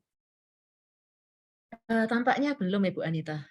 Oh, ya, matur nuwun. Karena kebijakan-kebijakan pelaksanaan kurikulum merdeka akan kami sesuaikan dengan Dikpora supaya teman-teman berarti ini yang semua negeri akan kami madrasah aliyah, tinggal satu yang belum ter-SK-kan akan kami susulkan. Itu kemudian itu saja yang kami sampaikan, tidak banyak, kami akan menerima langsung ke tanya jawab saja. Oh iya. Oke, matur nuwun Mas Rifki, waktu Sama-sama. sepenuhnya kami kembalikan. Terima kasih Bu Anita dari Kanwil Kemenak DIY. Jelasannya tadi di chat ada juga beberapa yang bertanya. Tapi ini kali sangat mohon jangan dulu ya Bu ya, tetap di sini dulu ya Bu Anita ya. Siap. Ini sangat banyak yang disampaikan tadi oleh dua pemateri ini yang mungkin juga menjadi sudah ditunggu-tunggu oleh para peserta. Nah, ini kita buka sesi tanya jawab ya, sesi tanya jawab. Di Zoom itu ada fasilitas untuk raise hand, angkat tangan Ibu. Mungkin bisa Bapak Ibu sekalian bisa digunakan. Kita bagi menjadi 3 termin ya. Termin pertama 3 pertanyaan, termin kedua 3 pertanyaan. Silakan yang mau bertanya bisa raise. Kalau saya baca chat soalnya banyak sekali, nanti susah juga memilihnya. Sudah ada 1. Itu ada Bu Kristina, ada Rin gitu ya. Kemudian ada Rizka Agus. 3 ini dulu ya. 3 ini dulu. Kita mohon untuk diperkenalkan diri, dibuka, di-unmute, kemudian menyampaikan. Dari Bu Kristina dulu, kemudian Bu Rin, kemudian Rizka Agus itu ya. Silakan. Bu Kristina? Raise hand.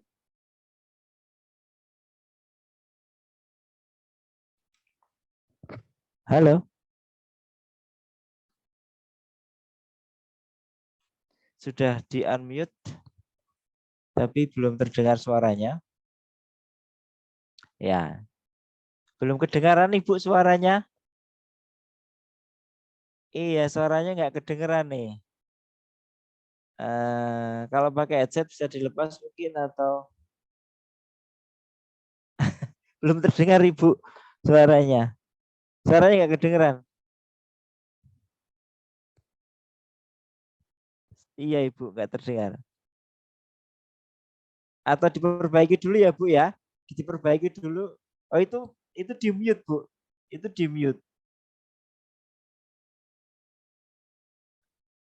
Nggak terdengar Ibu, maaf Ibu itu. Nah itu udah unmute, nggak terdengar juga.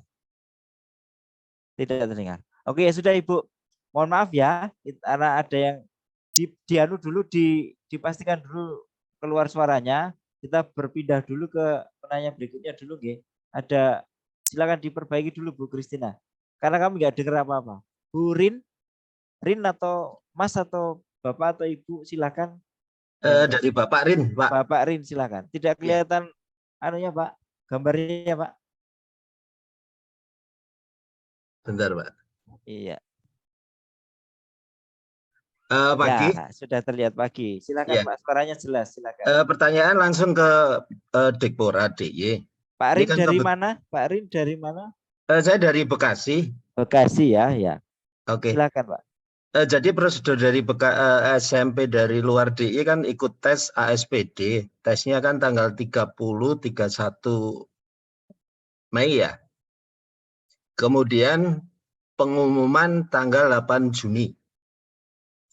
Tadi saya sempat lihat di periode untuk input data ASPD luar DIY itu maksimal tanggal 8 Juni, Bu. Mohon diperjelas lagi.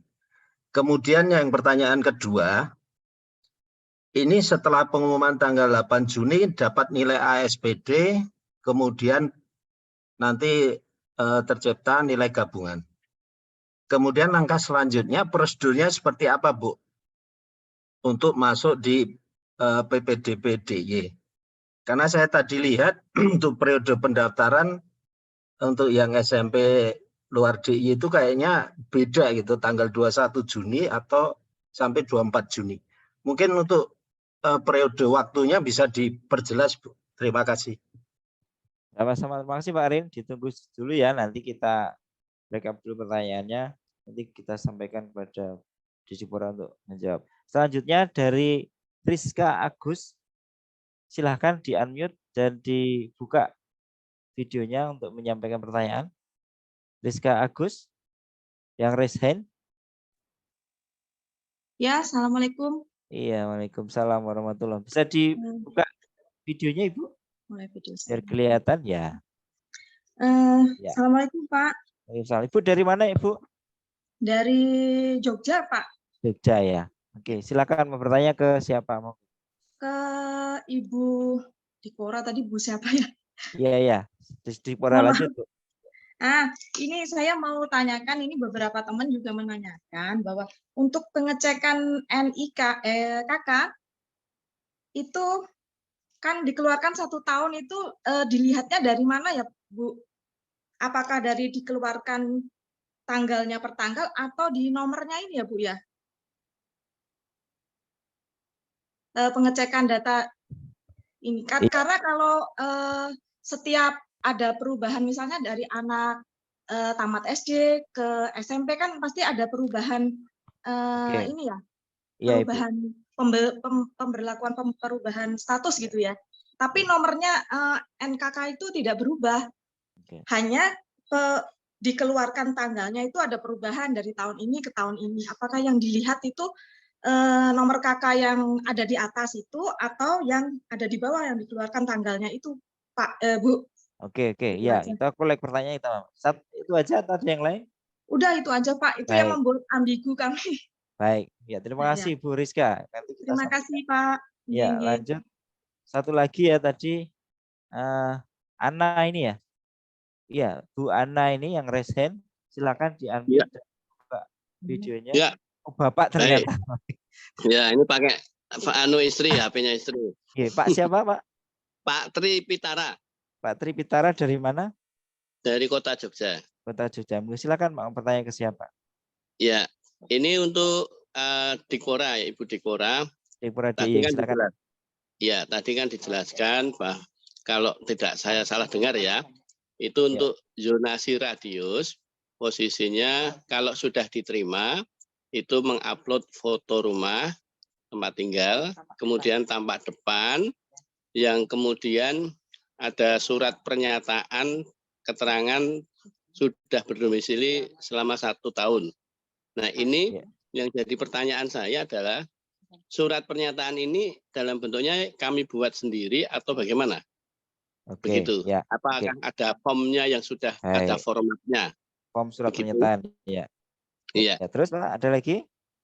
Saya kira itu. Terima kasih, Oke, Bapak. baik. Terima kasih Pak Tri.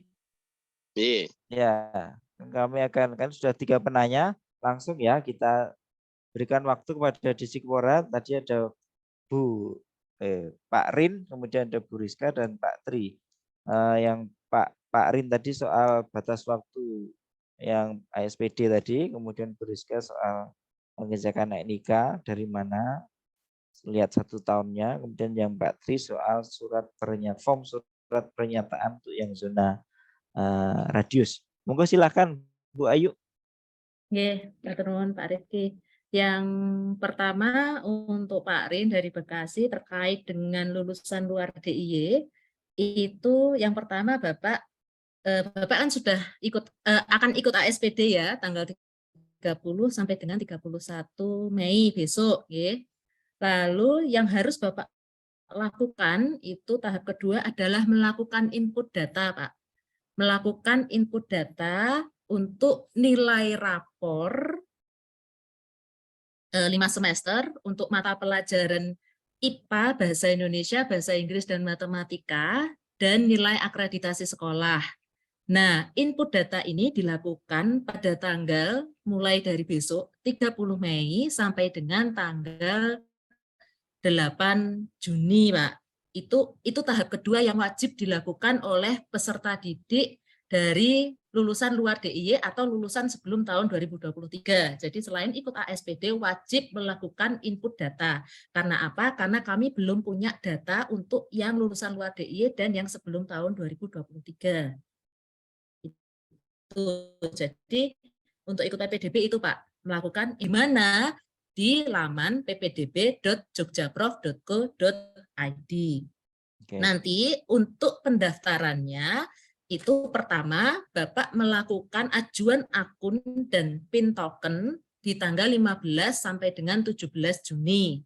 Jadi tadi sudah input data nggih, sudah diverifikasi, sudah divalidasi, terus nanti ajuan akun dan PIN token ini untuk semua sebenarnya, semua yang mau mendaftar PPDB itu wajib melakukan ajuan akun dan aktivasi PIN token di tanggal 15 sampai dengan 17 Juni.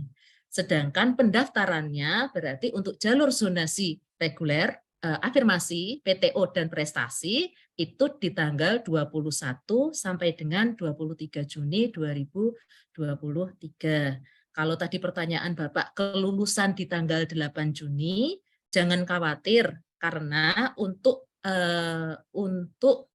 verifikasi atau untuk input data itu cukup dengan kartu pelajar itu bisa. Pokoknya sesuatu dokumen yang membuktikan bahwa anak tersebut memang bersekolah di SMP. Jadi yang kalau bisa mencantumkan NISN, Pak. Itu untuk yang luar DIY, Pak Rin. Ya, nggih. Pak Rin ya. Untuk Bu Rizka, pengecekan KK yang dikeluarkan 1 tahun dasarnya apa. Jadi begini Bapak Ibu, untuk domisili siswa itu kami menggunakan NIK siswa. NIK siswa dan kami ini bekerja sama dengan Biro Tapem, Dukcapil versi DIY, Biro Tapem, kami sudah menarik data 1 tahun sebelum PPDB. Itu data sudah kami tarik Bapak Ibu. Jadi Bapak Ibu tinggal melakukan pengecekan saja.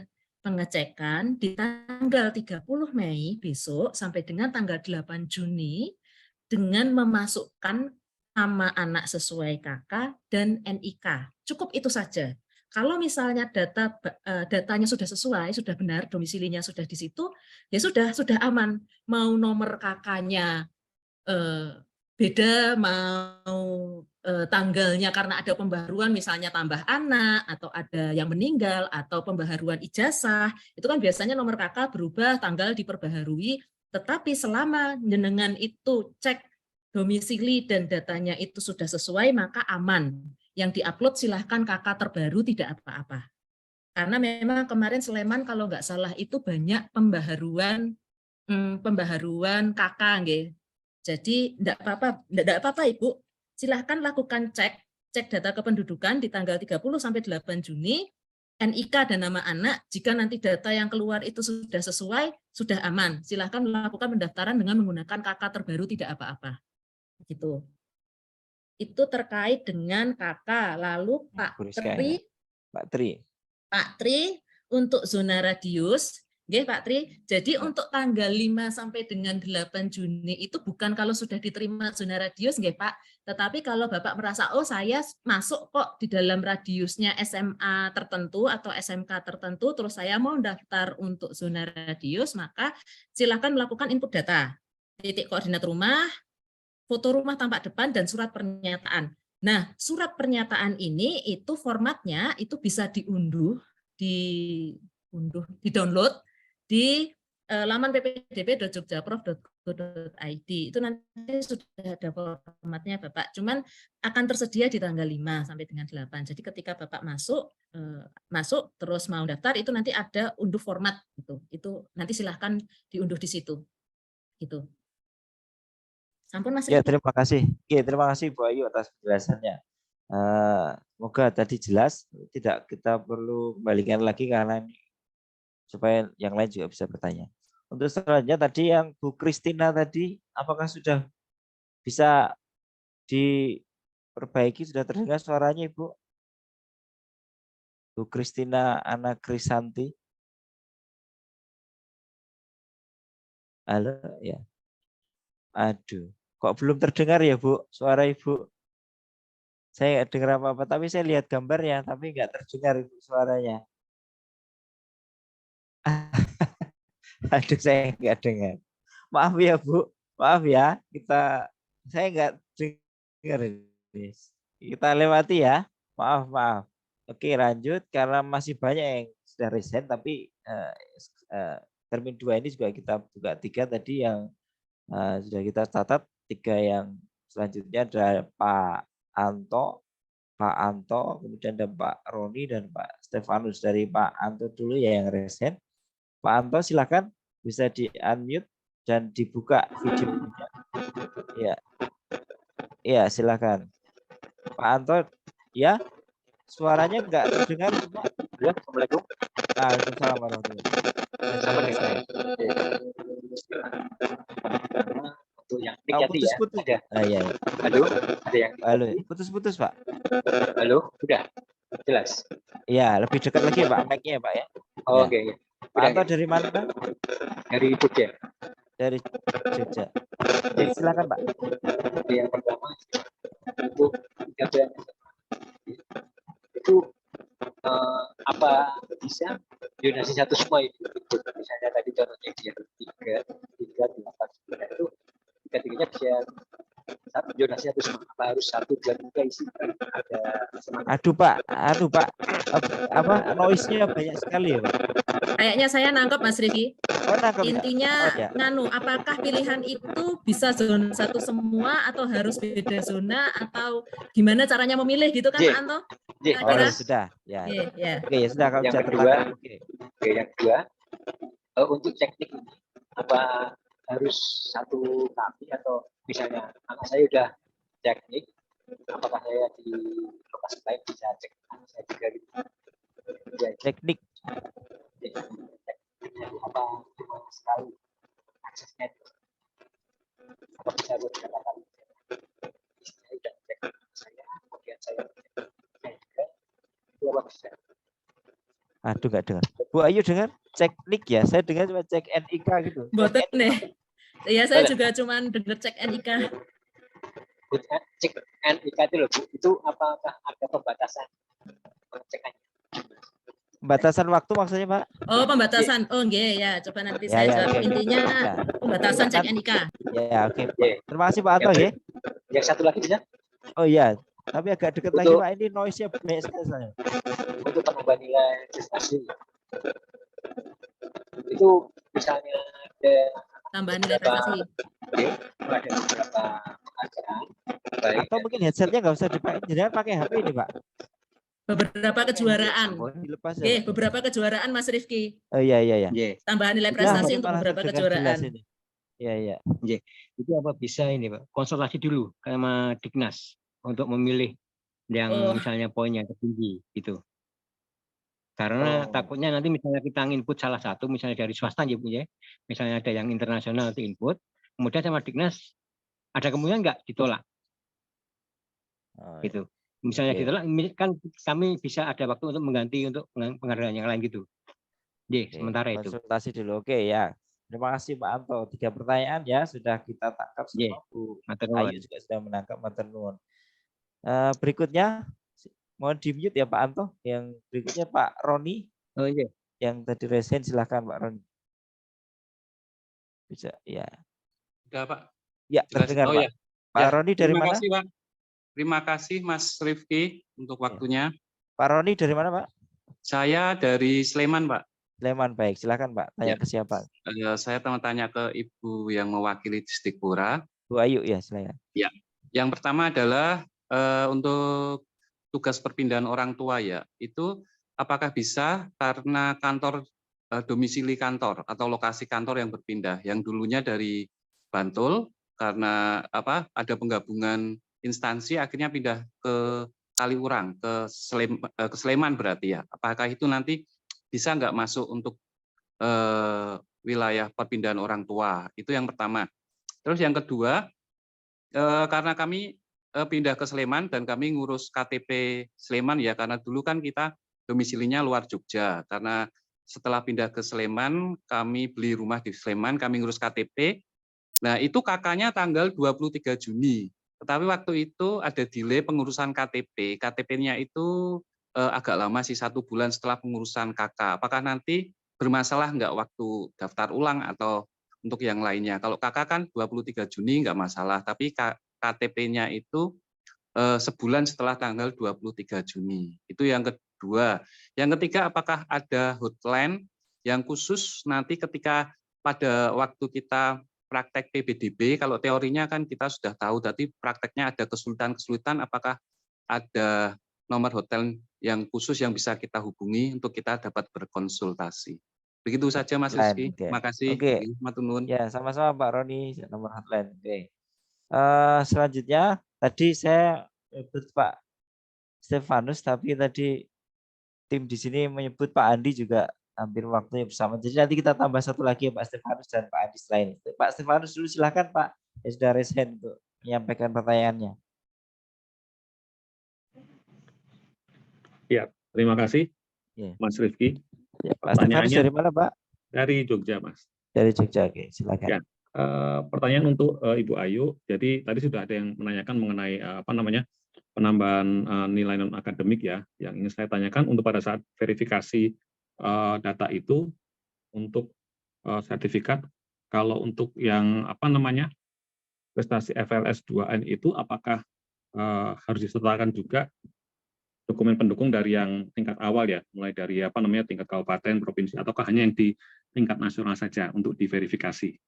Karena kalau waktu saya bertanya ke dinas untuk minta legalisir, itu katanya yang digunakan hanya yang nasional saja, yang yang tingkat sebelumnya tidak usah disertakan. Nah, itu yang benar yang bagaimana?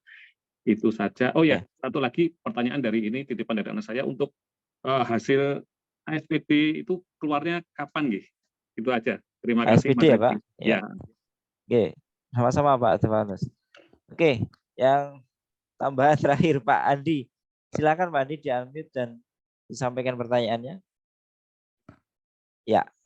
Sebelumnya saya mau tanya ke yang mewakili Dikpora. Pak Stefanus pertanyaan dari ini titipan dari saya untuk hasil ASPD itu. Ya Pak Andi, silakan. Oh iya. Ya kedengeran Pak, silakan Pak. Saya mau nanyakan ke Ibu yang mewakili Dikpora untuk menilai prestasi non akademik yang skalanya nasional, sedang itu caranya gimana ya Bu? Karena kebetulan kan anak saya sekolah di SMP Muhammadiyah. Nah, di Muhammadiyah itu ada beberapa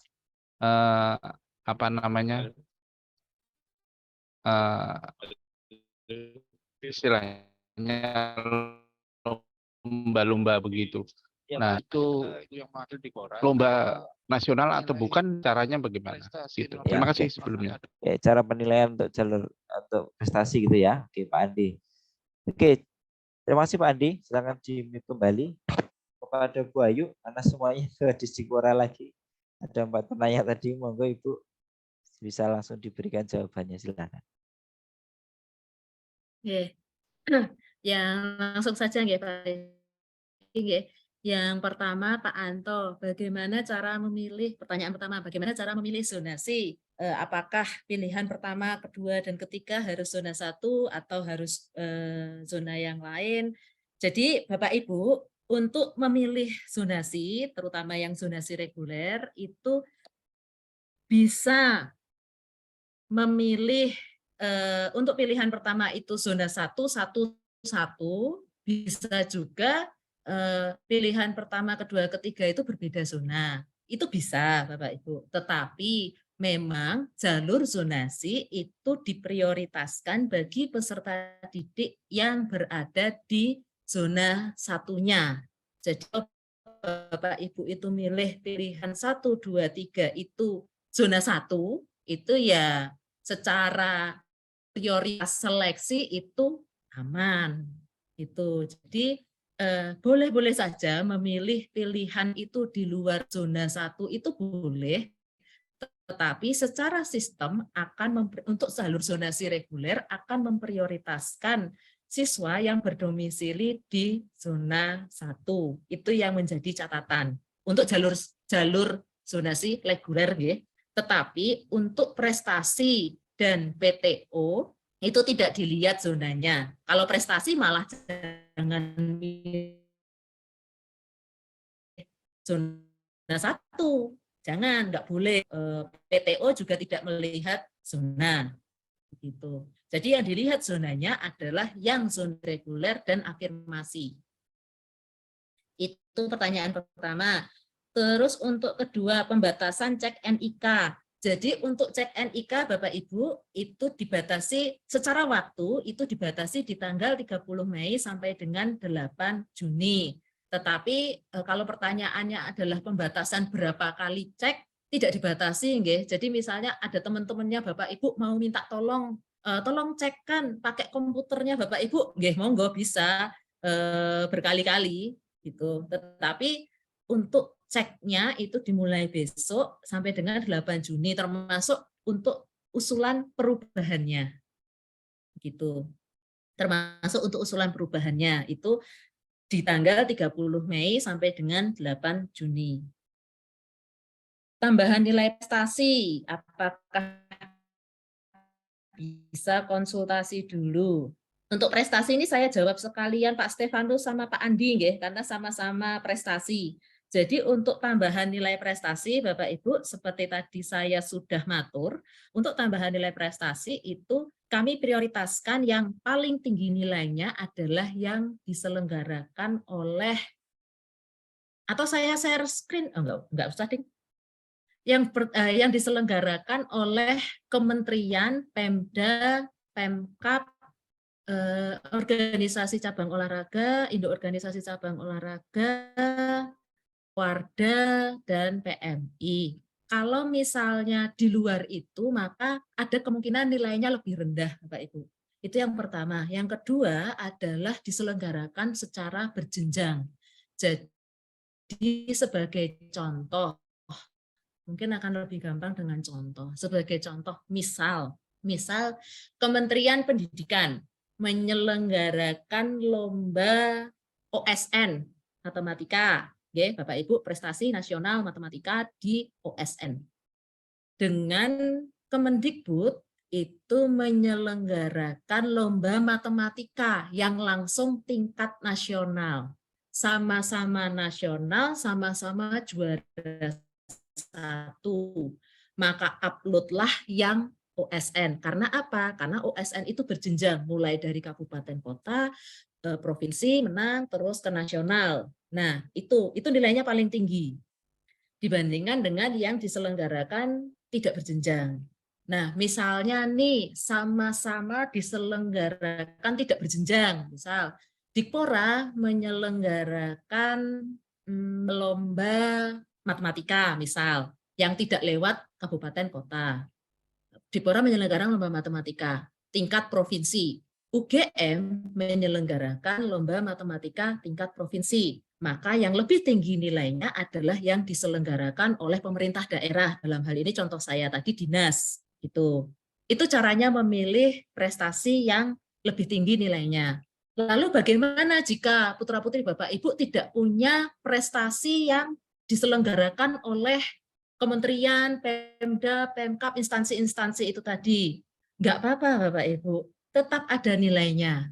Sesuai dengan lampiran Pergub, kalau misalnya itu diselenggarakan secara open dan bukan diselenggarakan oleh instansi di workshop, jika dia itu levelnya nasional dan internasional, itu akan ada tambahan nilainya sesuai dengan prestasi. Jadi nanti juara 1 beda dengan juara 2 beda dengan juara 3.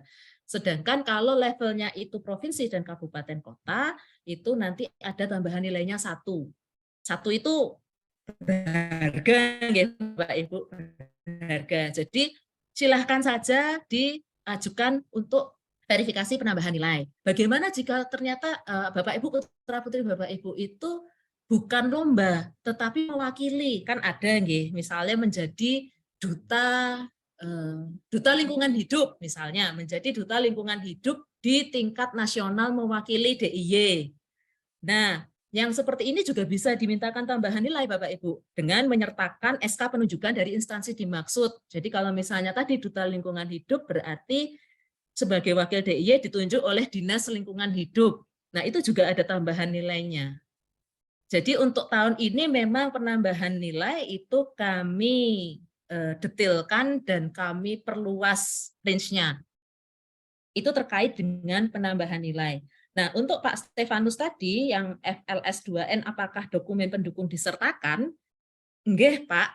Jadi untuk tingkat nasional yang berjenjang, jadi Bapak Ibu untuk tingkat berjenjang, lomba yang diselenggarakan secara berjenjang itu wajib melampirkan sertifikat jenjang sebelumnya. Jadi kalau dia di nasional itu harus melampirkan jenjang provinsi dan jenjang kabupaten kotanya. Karena kalau tidak itu akan kami anggap open gitu. Lalu Pak Roni, PTO antar kabupaten kota dari Bantul ke Sleman. Ya Pak, untuk perpindahan tugas antar kabupaten kota seperti yang tadi sudah kami sampaikan, itu perpindahan tugas antar kabupaten kota yang kami akui adalah perpindahan tugas maksimal 1 tahun, Pak. Bulan Juni 2022. Jadi kalau Bapak baru aja pindah, itu bisa, tetapi harus diikuti dengan perpindahan KK. Nah, KK-nya itu setelah perpindahan tugasnya. Gitu. Jadi silahkan coba diusulkan untuk verifikasi dokumennya. Jadi dari tim akan melakukan verifikasi apakah bisa atau tidak menggunakan jalur PTO. Begitu. Tapi untuk perpindahan tugas antar kabupaten kota catatannya itu nggih Pak, maksimal 1 tahun sebelum pelaksanaan PPDB di bulan Juni tahun 2022 dan diikuti dengan perpindahan KK. Kalau tidak diikuti perpindahan KK, dia tidak bisa menggunakan PTO antar kabupaten kota dan hanya bisa mendaftar di kabupatennya. Jadi kalau Bapak dari Bantul pindah ke Sleman hanya bisa mendaftar di Sleman. Begitu. Itu untuk PTO. Untuk nomor hotline ada Pak, tadi sudah kami sampaikan nomor hotline di PPT. Nomor hotline-nya itu di 0852 2800 2330. Jadi nanti apabila ada kesulitan bisa WA di nomor itu. Tetapi nggih mohon dimaklumi kalau memang agak lama dalam menjawab karena ketika biasanya pada tanggal 5 sampai 8 Juni ini pada saat-saatnya verifikasi WA yang masuk itu ratusan sampai ribuan, Pak. Walaupun kami sudah membentuk tim yang terdiri dari beberapa orang tetapi tetap membutuhkan waktu untuk menjawab.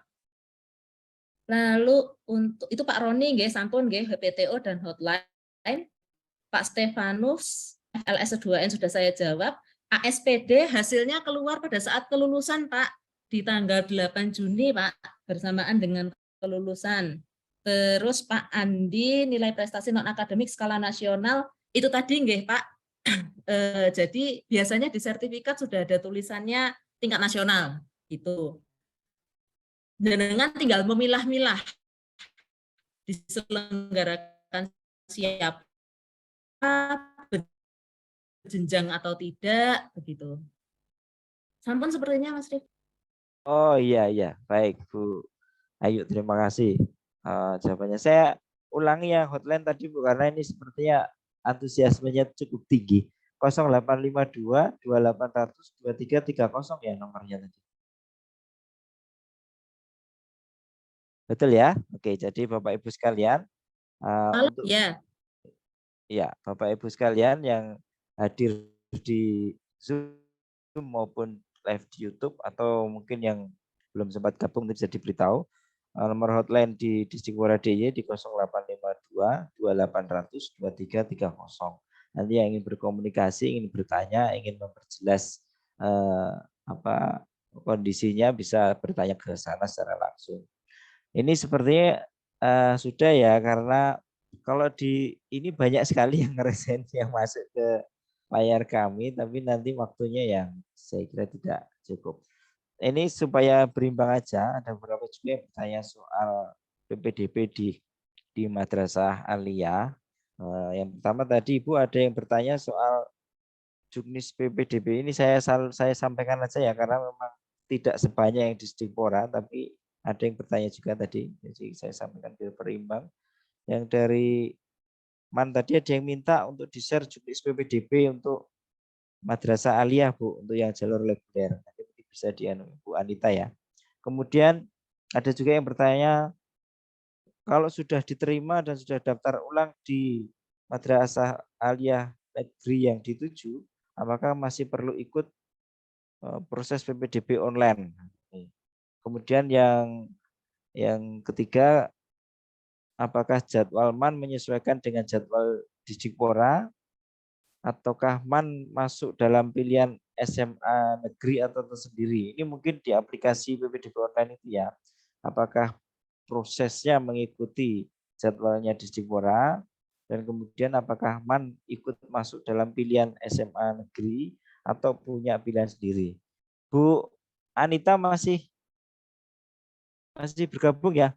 Siap. Bisa direspon mungkin Bu sambil. Ya, saya jawab satu persatu. Yang pertama, kami sampaikan untuk persyaratan kami serahkan di madrasah masing-masing untuk reguler. Karena kami madrasah itu mempunyai tipologi yang berbeda-beda itu. Jadi jika ingin mendaftarkan di reguler itu langsung menghubungi madrasah yang bersangkutan. Itu. Oh, maaf Bu, tadi yang diminta Bu, share juknis. Juknisnya bisa di-share di sini Bu. Untuk PPT-nya sudah kami share, juknis nanti Oh, kami share coba. oh, J. Sudah Lanjut kami Bu. share, Ya, terima share. Kemudian yang kedua, jika sudah diterima itu jika diterima dan sudah daftar ulang, tentu saja kalau dia sudah melalui jalur yang ditentukan oleh madrasah, maka tidak perlu dengan online karena online-nya itu kan online internal madrasah. Jadi ini insya Allah sudah kami kirim di grup itu. Nah, hanya memang masalah waktu. Masalah waktu ini yang memang kadang, dan ini kami terbuka kepada semuanya. Kadang ketika SMA itu tiba-tiba menambah atau SMP kuota karena tadi ada setelah evaluasi itu yang terjadi yang sudah diterima di madrasah terutama negeri itu kemudian ditarik kemudian semuanya padahal kami sudah close. Nah, ini yang kemudian pada tahun ini mungkin kami akan bijaksanai, kami juga akan biasanya kalau sudah diterima itu ada surat pernyataan karena kami menghitungnya susah. Yang terjadi tahun-tahun kemarin itu waktu kami menyesuaikan reguler, tiba-tiba madrasah negeri menambah SMA, SMP, SMA negeri menambah kuota hasil evaluasi. Tadi kan disampaikan ada tambahan. Nah, ini mungkin kami pendaftaran akan kami perpanjang sampai selesai ini yang kami akan membedakan supaya tidak terjadi pencabutan massal. Karena ketika tidak diterima di pengumuman pertama, itu kan mereka kemudian daftar ke MAN di yang SMA, SMK itu atau SMP. Yang terjadi beberapa tahun ini ada tambahan perpanjangan kuota sehingga semua menarik massal. Nah, menarik massal karena tiba-tiba tertarik kembali di online. Nah, ini kemudian SMA ataupun SMP ini yang menjadi kendala di madrasah. Sehingga pada ditutup itu akan terjadi kekosongan yang cukup banyak. Nah, maka mungkin kami akan sampaikan sekaligus di sini, pendaftaran kami mungkin akan agak berbeda waktunya supaya kami tidak tiba-tiba close bareng pengumuman di sini ditambah kuota kami ditarik semuanya itu yang pertama. Maka waktu ini akan kami ubah di nanti pada saat ini yang kemudian kami kami tambahkan di sini. Jadi online kami supaya tidak bertanya, online kami sudah tidak online sentral tetapi online ini akan kami berikan di di madrasah masing-masing. Ya.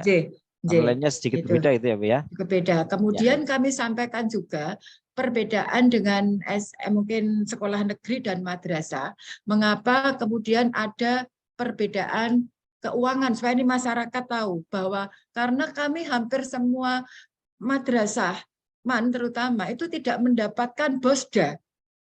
Sehingga supaya nanti ada pertanyaan kami sampaikan di sini. Kami hanya murni dapat 1 BOSNAS, 1.400.000 untuk SMA. Kami tidak mendapatkan BOSDA, jadi kebutuhan 1 tahun tidak dapat terpenuhi. Jadi supaya di pihak Ombudsman juga kami sampaikan ini, karena kemarin pada waktu pertemuan sempat ditanyakan uangnya berada di mana, kenapa ada. Nah ini karena kami tidak ada BOSDA, kecuali yang dapat hanya swasta. SMP, MTS kami juga tidak semua madrasah mendapatkan. Jadi supaya ini terbuka di sini, tidak terjadi miskomunikasi. Itu dari kami, Mas. Terima kasih Bu Anita penjelasannya. Saya kira itu tadi respon atas pertanyaan-pertanyaan disampaikan untuk proses pendaftaran yang madrasah aliyah maupun madrasah sanawiyah sekalian tadi dijawab oleh Bu Anita.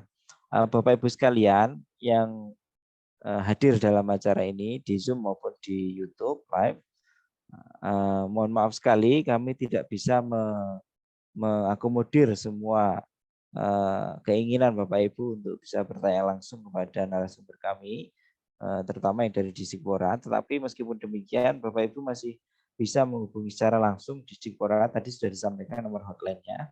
Bisa disampaikan ke sana atau kalau punya waktu luang bisa datang langsung berkonsultasi di Disikpora bertemu dengan Bu Ayu dan tim di sana.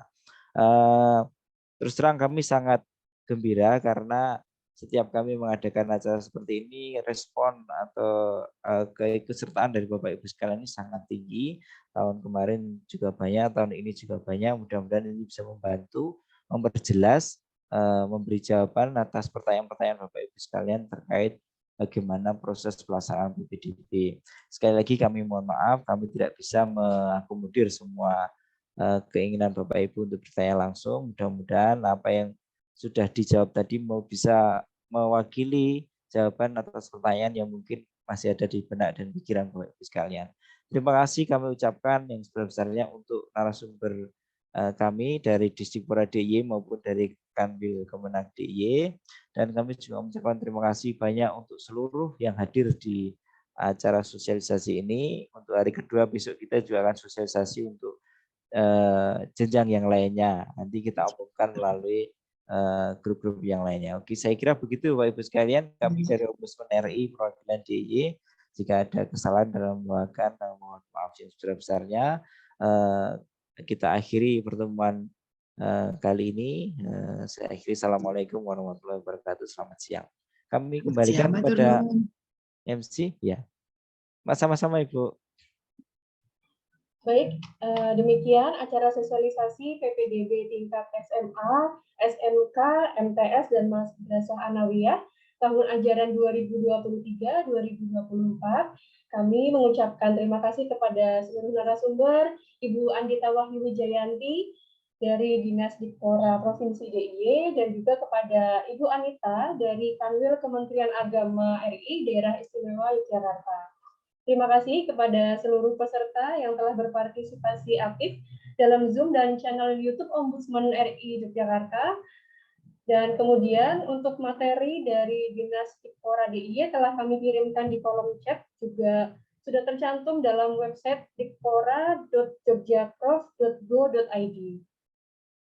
Untuk materi dari Kanwil Kemenag DIY juga telah kami share di kolom chat nih Bapak Ibu.